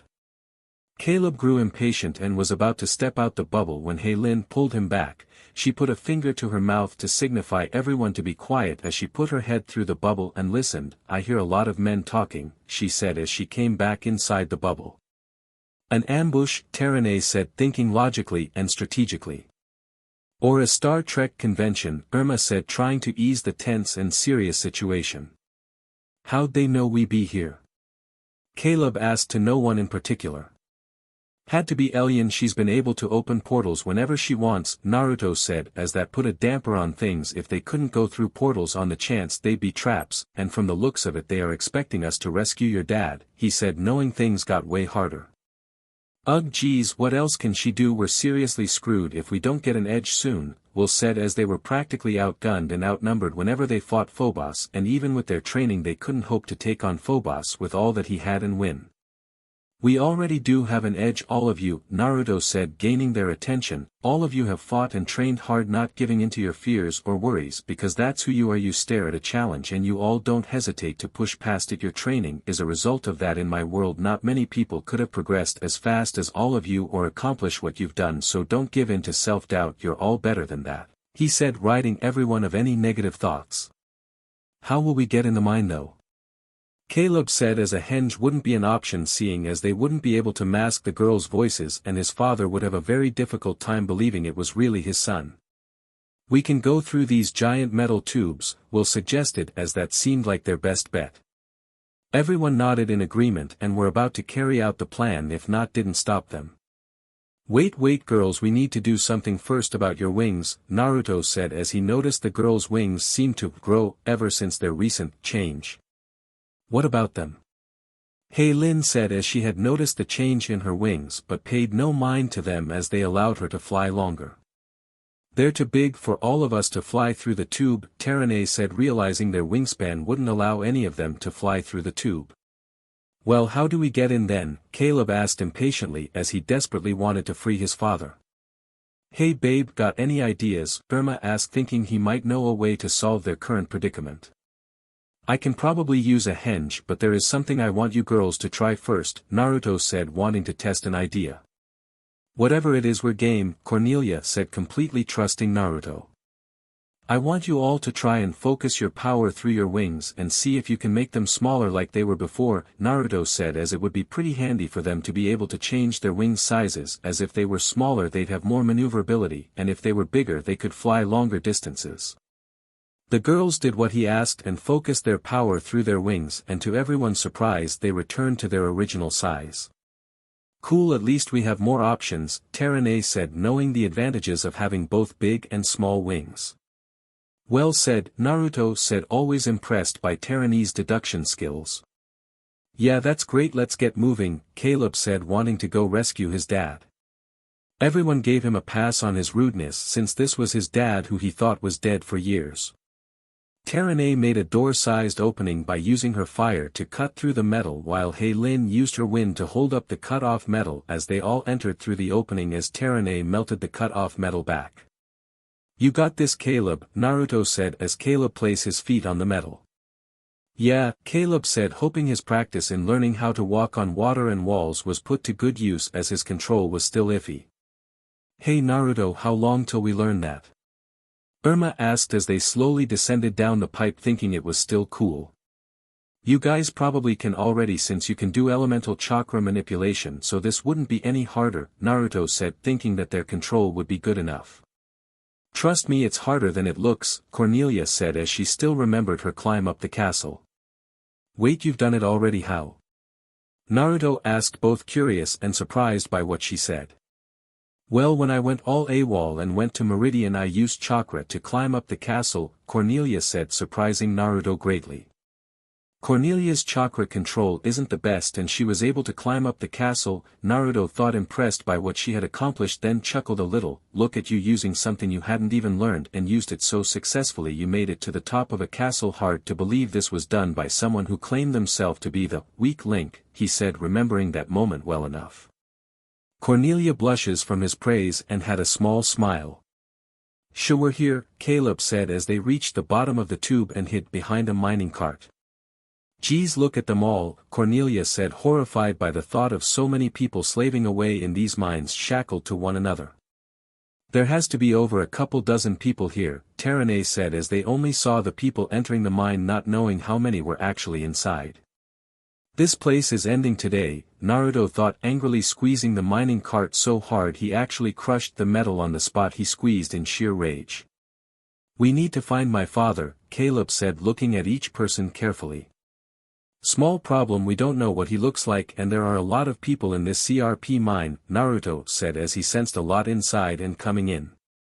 Caleb would have given a description, but it would have been hard as he hadn't seen his father in a decade, so giving them a description was pointless till he had an idea. He transformed into his father from the last time he ever saw him, and when he did he merely looked like an older version of himself. This is what my father looked like last time I saw him. We need to look for someone who looks kinda like this, he said, transforming back. His hair might have grown and even have a beard, Naruto said as Caleb had told him when he lost his father, and a lot can change in the amount of time his father was here. How do we sneak past them? Lin asked as there was a lot of guards here. We use these, Will said, looking inside the mining cart they hid behind and saw that it had prison rags and helmets. Later, Julian had been in these mines for a decade, never causing any trouble, working to the very bone for the kingdom he wished he could be rebelling against for freedom and a better future for his son. But as time went by, when he started working in the soul-crushing mines, he started to fall into despair, losing faith, and later on became a broken man. As Julian walked through the mines, his hope was momentarily reignited after so many years as he saw the person who he wanted to see more than anything in the world, his son. Caleb saw a man and immediately knew it was his father as he could feel it in his bones, so he raised his finger to his lips so he would know to remain silent. So that was him, Naruto said as he saw the surprised look on the man's face. Yeah, Caleb said, a little happy to see his father after so many years, but also extremely angry that he's been here all these years and looked very malnourished. I'll see what I can do so you two aren't interrupted, Naruto said as he knew how important it was for Caleb to talk to his dad. Later. Rock slide, a guard yelled as he and some other guards started clearing out the rocks, not seeing a prisoner slip by and the guard to transform. As he was out of the other guard's sights, he burst into a cloud of smoke, revealing Naruto. You can come out, Naruto said as he told the girls to hide behind the corner. I can't believe that worked, Irma said, surprised as she only saw these kinda things only worked in movies. Yeah, well, let's hope it continues to work. Cornelia, I might need you to make a controlled rock slide. Can you do it? Naruto asked as he didn't want to test his luck with so many people in these mines. I'll do better than that, Cornelia said, making the ground shake as she made more rocks fall. The guards moved away thinking that this path was unstable, and as they backed up they saw someone talking to the person they were told to watch closely and went up to the person.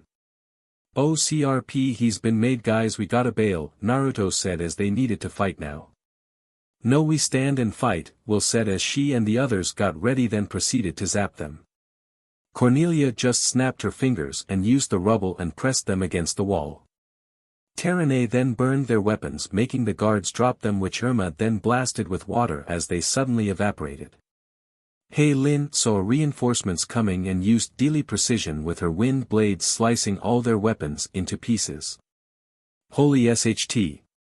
Naruto thought as the girls single-handedly handled the guards in seconds. Maybe they're ready for the next step in their training, and maybe something else, he thought, thinking of something that would make the girls considerably far more formidable. "Ugh, guys?" Cornelia said as she saw guards coming from both ends.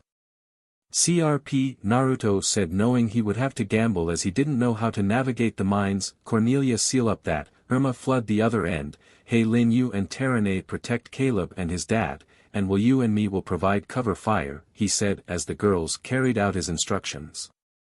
They got down the tunnel but stopped as they heard rumbling. "What's that?" Hei Lin asked nervously, a little scared of what the rumbling meant. They didn't, Naruto thought out loud, having an idea of what the rumbling was. "Everyone start running," he said as he and the others started running as water soon started flooding the mine. "Irma, can't you do something? You're the guardian of water." Will asked, yelling as she said it as the rumbling was so loud. "Oh duh, yeah, I can," Irma said, stopping dead in her tracks as she held her hands up, stopping the water as if there was an invisible barrier in front of it. "Hold it up as long you can," Will said as they needed to buy time for a plan. "We're so screwed," Cornelia said angrily. "Hate to say it, but she's right," Terene said as she knew if the water was released then the mines would flood, killing everyone. "There has to be something we can do," Hei Lin said in desperation, hoping for a way to solve this. "Caleb, does your dad know a way we can get out of here?" Naruto asked, hoping that in his long time of being a prisoner his dad knew a way out. "There isn't one, they opened the floodgates, meaning we have to get to the main," Julian said, knowing that there was no other way out. "How are we gonna get there? The way we came is blocked off by water and we can't take the long way around," Caleb said, knowing Irma couldn't hold up all the water pressure at bay forever, and to add insult to injury, "You guys can't fly in these low tunnels," he said, knowing their chances of escape were slim to none. "I have a plan," Naruto said, getting all their attention. "Everyone get inside that mining cart," he said, pointing to a cart a few feet away from them. "Irma, just hold that for a few more seconds," he said as he could see the strain she was going through to hold it back. He made 3 shadow clones to assist her. "So what's the plan?" Hei Lin asked as she and the others were inside the cart. "In a sec," Naruto said as he got behind the cart. "Irma, get inside the DMN cart," he said in urgency. Irma made a straight dash toward the cart, leaving the clones to deal with the water. "I hope they last," Naruto said as he knew his control with water was decent but not enough to stop a whole lake, "and I hope this works," he thought, running to Will. "Naruto, what AR dash," Will was saying till Naruto smashed his lips against Will, surprising her, making her forget that they were even in danger as she gave in to the comfort his kiss gave her. "Good luck," Naruto said, unleashing a small almighty push, sending the cart away at a great speed. "Naruto!"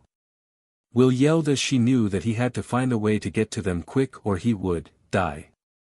"Yep, she's gonna kill me," Naruto thought plainly, "if he didn't escape this, and seriously I really can't believe that worked," he thought, knowing that he had been lucky by pulling off small almighty pushes in the past, but that was as far as he's got as he had been busy training the girls and hadn't been able to make any progress in the technique in a while. "With the others. We have to go back," Will said, not wanting to leave Naruto behind. "Are you out of your mind? If we go back we will die," Caleb said, not wanting to risk other people's lives if he knew Naruto could handle it. "We'll all die if we don't start free the prisoners and come up with a plan," Julian said, not willing to waste what little time they had. The guardians didn't even argue as they knew time was of the essence as they cut chains and freed prisoners. There's too much water coming through, we're trapped, Caleb said, seeing no other ways out. I can't open a hole, the lake water will come in faster, Cornelia said, knowing they were directly under the lake. We need something airtight we could get inside, Will said, having an idea. The guard's room, a prisoner said, pointing at the wooden tower. Everyone went straight towards the guard's room, not wanting to sink and drown. As they made it inside, and just as Caleb closed the door, knocking was heard outside, which were the sound of guards. They're people too, weird creature people anyway, Lin said, not wanting to let anyone to die if she could save them. Let them in, Will said, hoping Naruto was out there with them. Irma raised her hand, stopping the water from entering as Caleb opened the door for the guards, while the water seemed to only reach their knees. Thank you, a guard said as he and a few others came inside. All your weapons outside. Julian yelled angrily, not trusting the guards who could easily turn on them the moment they were safe. Was there anyone else outside? Will asked the guards desperately. No one, a guard said truthfully. He'll be fine, Irma said, wanting to believe her own words. They all suddenly heard a large boom sound and saw more water start to build. Close and seal the door. Will yelled, closing her eyes. But Will, Terane said, knowing that would mean Naruto would be sealed out. Do it. Will yelled even louder as she felt like something was clenching her heart. Terane did as she was told and sealed the door. There was a moment of silence, no one dared to even speak. He has to be okay, there's no way something like this could bring him down, Will said as she wrapped her arms around herself and dropped to the ground as some tears rolled down her face. Naruto, Caleb mumbled under his breath, his respect for Naruto reaching new heights as he made the noblest of sacrifices by buying them time to get everyone to safety. You will not be forgotten, my friend, he thought sadly. Everyone was interrupted from what they were doing when suddenly a bright yellow flash suddenly appeared in the room to reveal a soaking wet Naruto and a dozen wet guards. Naruto looked at the others, who had a look of shock on their faces, and just smirked. How do you guys like my new and improved flying Raijin? He said as he was now able to use 4 out of the 5 seals. Naruto! Will yelled, tackling him to the ground in a very strong hug. Hey, Naruto said, hugging her back. Will was so relieved to see that he was here and alright, but then realized something that he said, oh my god, you used the flying Raijin again, she yelled, getting up and pulled him up along with her. How are you feeling? She asked, remembering what happened to him last time. I'm fine, Will, Naruto said, smiling at his girlfriend while wiping away her tears. But how? Will asked, confused to how he wasn't a bloody mess. Like I said earlier, this is the new and improved flying Raijin. I placed it on you when we, Naruto said as he and Will blushed a little. Plus I no longer suffer torn muscles, he said happily till he fell on one knee, but I do seem to get a little dizzy, he said, feeling a little disoriented, but then heard a sudden creaking. Now can we get out of here? I seriously don't think this thing can stand all this water pressure, he said, not too keen on the idea of drowning. You got it, Cornelia said, glad Naruto was okay as she placed her hands on the ground separating the wooden beams from the tower, making the building begin to rise. We're gonna float to the surface, all the air in here will make us rise up, Terane said, waiting for them to reach the surface. Thank you for saving us, a guard said, walking up to Naruto. We may be enemies, but that can change if all this fighting were to stop, Naruto said, still on the quest for the answer for peace. The guards all looked at each other, contemplating his words and their meaning. The tower made it to the surface, making everyone relieved that they were out of danger. Now let's go kick some butt.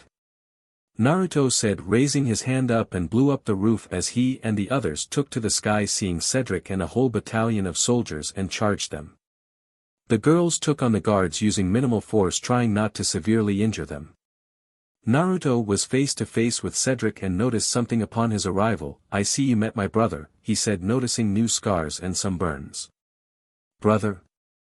Cedric thought in surprise, as the only common trait between them was that they were blonde. Does your brother also have your unique power? He asked curiously, wanting information that the prince would reward him for. Naruto got very serious as he didn't need to become a target for Phobos. That's none of your business, he said, charging at Cedric with a kunai. Cedric roared as he also charged at Naruto, wanting him to suffer the same pain he had endured. Then his eyes landed on the prisoners, all of them trying to row the guard's tower to land, but Cedric was focused on one prisoner. I may not be able to kill this pest, but I can kill the rebel leader's father, ending him and making the rebel leader suffer, he thought before diving into the water. Naruto had fought Cedric enough times to know he wouldn't retreat without reason, and when he saw the direction he was going in he immediately ran across the water. DMN, I won't make it, he's faster than me when he's in the water, he thought, until he spotted Will at the tower protecting it from arrows that the guards on land were firing. Thank you, Will, he thought, mentally grateful that she was there as she still had the seal on her body.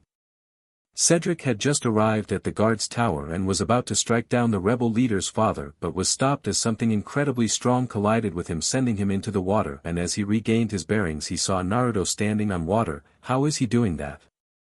And how did he get here before me? He thought, surprised and confused to how this was all happening, but saw an opening he just had to take. Naruto was a little disoriented from using the flying Raijin that he didn't seem to notice Cedric's tail come up from behind him, whopping him up like any snake would its prey. CRP, if I don't get free I'm screwed, he thought, feeling Cedric's tail's grip grow tighter by the second. Cedric felt like he had gained a huge advantage having Naruto the way he was. Drop him. Hey Lin said as she saw Cedric get Naruto. Too late, Guardian. Cedric said as he dove under the water with Naruto still wrapped up in his tail. Now to make you suffer, he thought, not wanting to miss the opportunity as he dived down into the water.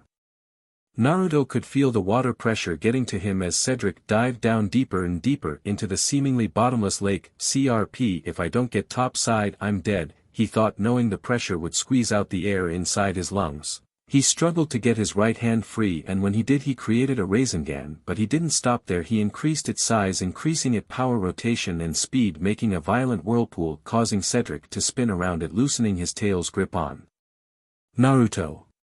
What is this? Cedric thought, angrily confused as to what was happening. Naruto wasted no time swimming directly toward the surface, needing air. Hey Lin, he yelled out the moment he reached the surface, wanting her to pull him out.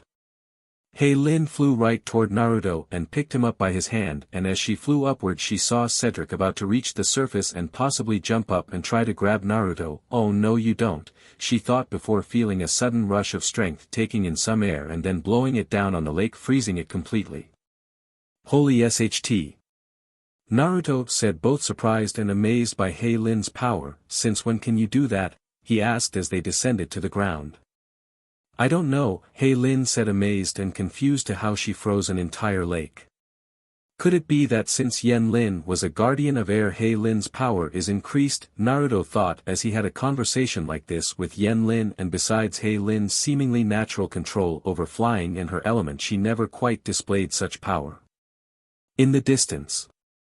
These girls are truly on a path like no other. Yen Lin thought as she had seen another guardian tap into the power of the dragon. Later at Phobos Castle. You must be truly foolish if you think you'll escape, Phobos said as he and a lot of guards surrounded Naruto in the courtyard. Nah, I just came to threaten you, Naruto said with a smirk. You should have brought the guardians for that, Phobos said with a smirk, knowing he had the boy he had wanted in his grasp. Trust me, you'd be in a worse situation if they did come, Naruto said as he walked up to Phobos, because we don't take too kindly to when someone attacks someone that's close to us. And let me tell you something you probably hadn't realized on your little crusade of Farony and your little quest to get my power is that I can kill you with the flick of my wrist, because if you ever harm someone I care about you'll be done like that, he said, only a few feet away from Phobos. The fool, at this distance he's made it that much more easier, Phobos thought, suddenly placing his hand on Naruto, but noticed something was off. What is this? I'm absorbing his power but I don't feel as much as I did before. What is happening? He thought angrily. You're probably asking yourself, what's happening? So I'll tell you, Naruto said with a smile. I'm not really here, and oh, Caleb's father Julian sends his regards, he said before bursting into a cloud of smoke to only reveal a ball wrapped in paper bombs. Naruto's house. Naruto and Will were currently cuddling up together, lying down on his couch watching a movie. Will got a little tired of watching the movie and looked to see Naruto look to be drifting into unconsciousness, but soon noticed he gained a small smile on his face. What are you so happy about? She asked curiously. Naruto didn't even open his eyes. Life's just great, he said, kissing the back off his girlfriend's head as he enjoyed the moment where he gets to spend time with his girlfriend and enjoy the fact that Phobos got what was coming to him and probably suffered some severe burns. Phobos Castle. How are your wounds, my prince? Cedric asked as the prince had bandage wrapping from his right hand all the way up to his elbow. Fine, Cedric, Phobos said inside his hot tub-sized bath that was draining energy from the land, which aided in healing as his arm would have a permanent burned scar underneath the wrapping. A guard came in and whispered something to Cedric, who smiled. My prince, it would seem a guard has captured the traitor V.I.T.C.H, Cedric said happily, as this would be sure to bring up his spirits. Excellent, go see to it that V.I.T.C.H is properly welcomed, Phobos said in the mood to unleash his rage out on someone. Later at the courtyard.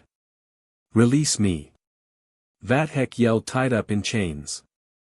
Though he struggled, there was a small but noticeable sound of loud whispers. Whisperers, what price shall V.I.T.C.H pay for betraying us to the Guardians? Cedric asked the Legion of Whispering Flowers. He shall suffer the wrath of Phobos trapped in a black rose, all the flowers said repeatedly, making Cedric chuckle. Good work, you'll get extra rations tonight, Cedric said, slithering away. When Cedric was out of sight, the guard went up to the Whispering Flowers, who whispered, join us, repeatedly. What are your MSTR's intentions for Elian? The guard asked, making the flowers now say, secret, repeatedly. You know this is dumb, right? You're talking to some flowers, right? V.I.T.C.H asked, hoping the guard realized it. Please, this isn't even that crazy compared to the normal stuff we do, the guard said as he suddenly burst into a cloud of smoke to reveal Caleb. Okay, I'll give you that, V.I.T.C.H said as he too burst into a cloud of smoke revealing Naruto. Intruder, the Whispering Flowers said, carrying the whispers, as seconds later a horn could be heard throughout the castle. Okay, we gotta go. Caleb said, not wanting to get caught. Oh, don't worry about that, Naruto said, grabbing Caleb, and used his Hiraishin to teleport them. Infinite City. CRP, Naruto said as he felt a little nauseous from teleporting. That will never stop being cool, Caleb said, loving how useful that technique was. It doesn't feel cool, Naruto said, knowing this would be the result of him using the Hiraishin till he finally mastered it with the final seal of the technique. Hey, where's B? He asked, seeing as how B wanted to try and help out the rebellion. Another part of the Infinite City. F it, I'm gonna eat him, Abner said as he could no longer stand B's singing. Hey Abner, Naruto said, running right toward him. CRP, Abner thought, as now he couldn't eat B now, as he didn't want his friend to think less of him. Yo bro. B said, high-fiving Naruto. Wait bro, as in brother. Abner mentally yelled, Naruto, he is your brother, he asked, hoping he was wrong and heard something completely different. Well, we're not BLD related, but it's more of a brother-in-bond type thing, Naruto said, explaining his relationship with B to his friend. So B, what V you been up to? He asked curiously. Yo check, I been chillin' with my homie Abner here, B said happily. They'll never find your body, Abner thought, glaring at B, who was oblivious to the dragon's glare. Naruto sees Abner's displeased look and decided it was time to go. Hey B, we should go, you got work and I've got stuff to do, he said, not wanting Abner to try and viciously murder B. How can a person with a decent enough aura be so annoying? Abner mumbled at their retreating forms. Later at Phobos Castle. A nature preserve, what a wonderful idea, Phobos said, accidentally putting his burned hand onto Elian. Elian quickly noticed her brother's condition. What happened to your hand? She asked, very concerned. It was Naruto, the guardian sent him and forced him to attack me, burning my arm, Phobos said, faking being in pain. I'll soon have no choice but to use my power on them, he said, having a plan. Go ahead, Elian said in silent fury. Phobos looked at his sister in surprise. He expected some kind of peaceful and loving idea from her, but not this. I'm tired of them attacking our home and forcing someone I care about to hurt my family, Elian said in hate. One warning is all they'll get, and if they don't head it well, it will be the end of the Guardians, she said, walking away. I must say I'm quite surprised by Princess Elian's outburst, Cedric said, coming out from behind a pillar. So am I, but I must say it is refreshing to see that my sister has a dark side to her, Phobos said with a smirk. You could almost say I'm proud, and if it weren't for all that good of the people nonsense and her power I would have had her rule by my side, he said, smiling at the thought. Cedric hoped his MSTR would keep his happy demeanor as he told him Vathek had escaped. Later at the Silver Dragon. The hell happened here? Naruto asked, seeing the depressed looks on the girls' faces. Elyon just declared war on us if we don't stop, Will said, looking more mad than depressed. She says if we stop attacking and give you back to her everything will be forgiven, she said, not liking it one bit and refused to give in to Elyon's demands. But if we don't it's basically open season on our asses, Irma said, somehow sounding serious and sarcastic. What'd she say about the rebellion?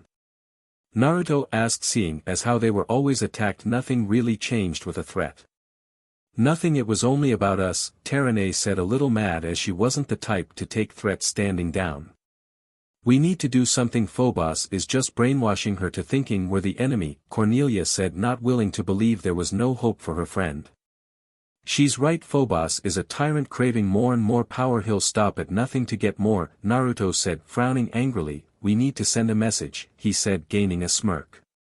What kind of message? Hey Lin asked curiously. The don't F with us kind, Naruto said, lifting the other's spirits. Oh, you won't believe what we found out, Hey Lin said, excited to tell Naruto something. Later. Miss Rudolph, how nice to see you, Naruto said with a smirk on his face, looking like he was gonna take her order. Naruto, pleasure to see you, Miss Rudolph said happily at her table. I didn't see you at school today, everything alright? She asked, knowing he hadn't missed a day of school. Yeah, just one of those days, Naruto said as he remembered just this morning how Kayla broke into his house and told him his moronic plan to get info from the palace, which he somehow dragged him into. So I heard you talk to Will and the others today at your house, he asked, not wanting her to cause a scene. Miss Rudolph tensed a little as she heard that. Why yes, I wanted to talk about her grades, she said, using the excuse she already had planned. Well, they all told me some pretty interesting happened while they were over there, Naruto said, making her even more tensed. Why, you know? Miss Rudolph said, curious if he was magically aware or even from Meridian. Yeah, I know about the Guardians and Elyon situation, Naruto said, taking a seat at her table. Now you told the girls that you dropped the seal of Phobos on your way to this world. Can you tell me where you might have dropped it? He asked, because it still could be there even after all this time. It's like I told the girls I lost it and good riddance. Why do you want it? Miss Rudolph asked curiously. Because Phobos has been using Elyon to open and close portals, so not all portals are reliable, Naruto said as they risked their lives even more by going into a portal. The girls didn't tell me that, Miss Rudolph said in surprise. Okay, the last place I saw it was in the village just outside the castle, but for the love of me I can't remember where, she said, hoping that helped. If it was still in the village it would have been found by now, so either someone found, which is unlikely due to it being only able to open portals not close them, meaning it might still be there, but the question is where exactly? Naruto thought, wondering where it could have went. So how are you involved in all of this? Miss Rudolph asked curiously. I help and train the Guardians. I have powers of my own, Naruto said, surprising her about how natural he said it.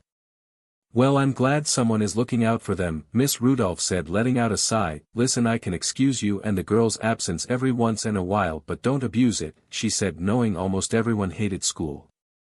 Thanks, we won't, Naruto said, knowing they should only use it for important matters. Are you joining the race? Miss Rudolph asked, starting up a conversation. What race? Naruto asked curiously. Irma called it Extreme Sports Tournament, Miss Rudolph said, chuckling a little, remembering what Irma exclaimed in class before she left. How she would call it that. So what do we need? Naruto asked, knowing it wasn't always so simple. Just a pair of roller skates, Miss Rudolph said, as that was all that was required. Naruto simply raised an eyebrow. Next day in the city. I am literally rethinking this whole thing, Naruto said as he wore white shorts and an orange shirt with a yellow square with a red number 9, wearing orange-colored roller skates with black wheels, not noticing the looks he was getting from the female competitors. With the girls. Are they checking him out? Will said angrily as her hair started to move upward. She was currently dressed in a white shirt with a yellow square and a red number 7 and black tight spandex shorts. Easy there tiger, Irma said trying to calm her down as she held her back while also checking Naruto out. She was wearing brown shorts and a green tank top with a yellow square with a red number 6. What do you expect? Look at him, Cornelia said dressed in short jean shorts also wearing a blue tank top with a yellow square with a red number 12. Oh come on you guys get your heads in the game, Lin said dressed in a pink shirt with a yellow square with a red number 5 also wearing a pink skirt with spats underneath it while taking some side glances at Naruto. She's right you guys we need to be ready, Terane said doing some leg stretches dressed in a loose bluish tank top that had a yellow square with a red number 8 and matching shorts while subtlety looking at Naruto admiring his physique. Hey girls what's up? Naruto said stopping in his tracks as he sees the girls in their outfits. I am not a pervert and need a really cold shower when I get home, he thought forcibly stopping a nosebleed. Will walked up to Naruto grabbed him by his shirt and pulled him into a kiss in front of everyone staking her claim on Naruto while getting jealous looks and glares from all the girls there. As Irma looked at Will in jealousy she noticed the look Lin was giving her which seemed like a combination of jealousy, envy, and longing. Knew it, she thought as this all but confirmed her suspicions of Lin liking Naruto. Hey look a couple of inline cheerleaders, Uriah said till his eyes landed on Lin. Oh never mind I forgot cheerleaders don't have metal mouths, he said laughing like an idiot making Lin depressed and angering the others. Naruto walked up to him and grabbed him by his collar and raised him up off the ground. Listen and listen good you little prick you'll need metal in your mouth when I'm done with you if you don't F off and leave Lin and the others alone, he said scaring Uriah as his blue eyes seemed to pierce Uriah's very soul. Naruto was brought out of his angry stare into Uriah's eyes as he felt someone grab his wrist and saw that it was Lin.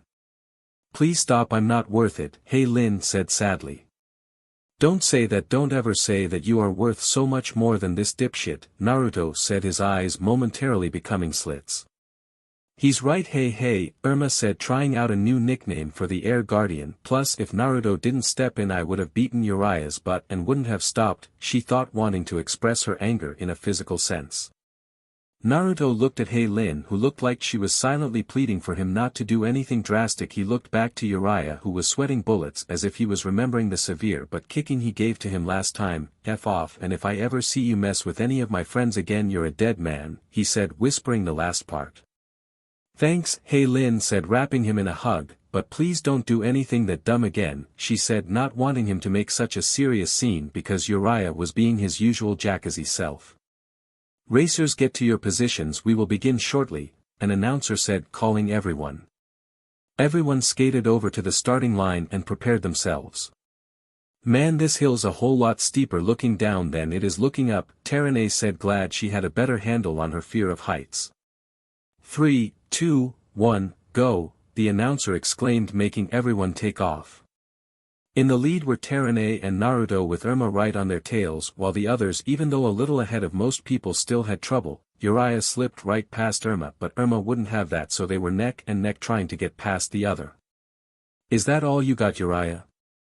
Guess all that boasting you've been saying was just talk. Irma said hating Uriah for about a million reasons but what he said to Lin made her hate him even more because no one messed with her friends and got away with it. She hated that Lin stopped Naruto and didn't think she was worth it but Uriah has had it coming for a long time. She felt the first beating Naruto gave him wasn't enough. I got a lot more B now how about you go crash and burn? Uriah said intentionally tripping her making her only lose her balance. Later loser, he yelled skating past her. That little Irma thought fully intending to make him pay but mainly focused on trying to regain her balance. Naruto heard what Uriah yelled out and looked back to see Irma trying to regain balance so he slowed down to let Irma catch up to him, but as he did Uriah skated right past and in that moment where time seemed to stand still their eyes met and Naruto's eyes promised pain and showed only rage. Naruto focused was now brought back to Irma as she had now caught up to him and was going at the same speed as him. You okay? He asked in spite of the situation. What do you think?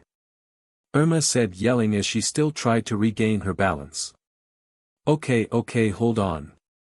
Naruto said, skating a little ahead, then did a quick turn so now that he was skating in reverse. Okay, grab my hand, he said, extending his hand, which she took and balanced herself. You guys watch out. Cornelia yelled out. Watch out for Irma thought until she saw they were reaching the bottom of the very long hill. OSHT, she exclaimed. Terene. Naruto called out, seeing she was still in earshot, and as luck would have it she looked back as she skated. Kick Uriah's butt, he yelled before seeing they were gonna crash soon at speed they were going at, and in such a public area magic and chakra went right out the window, but that didn't mean he couldn't take some of the damage for Irma, so he pulled her into a hug as they soon crashed rolling into the woods. Well, that didn't hurt as much as I expected, Naruto said. Placing both his hands down, pushing himself up, soon realizing he was on top of Irma. Oh man, Irma, you okay? He asked, not realizing the position they were in and was solely focused on her health.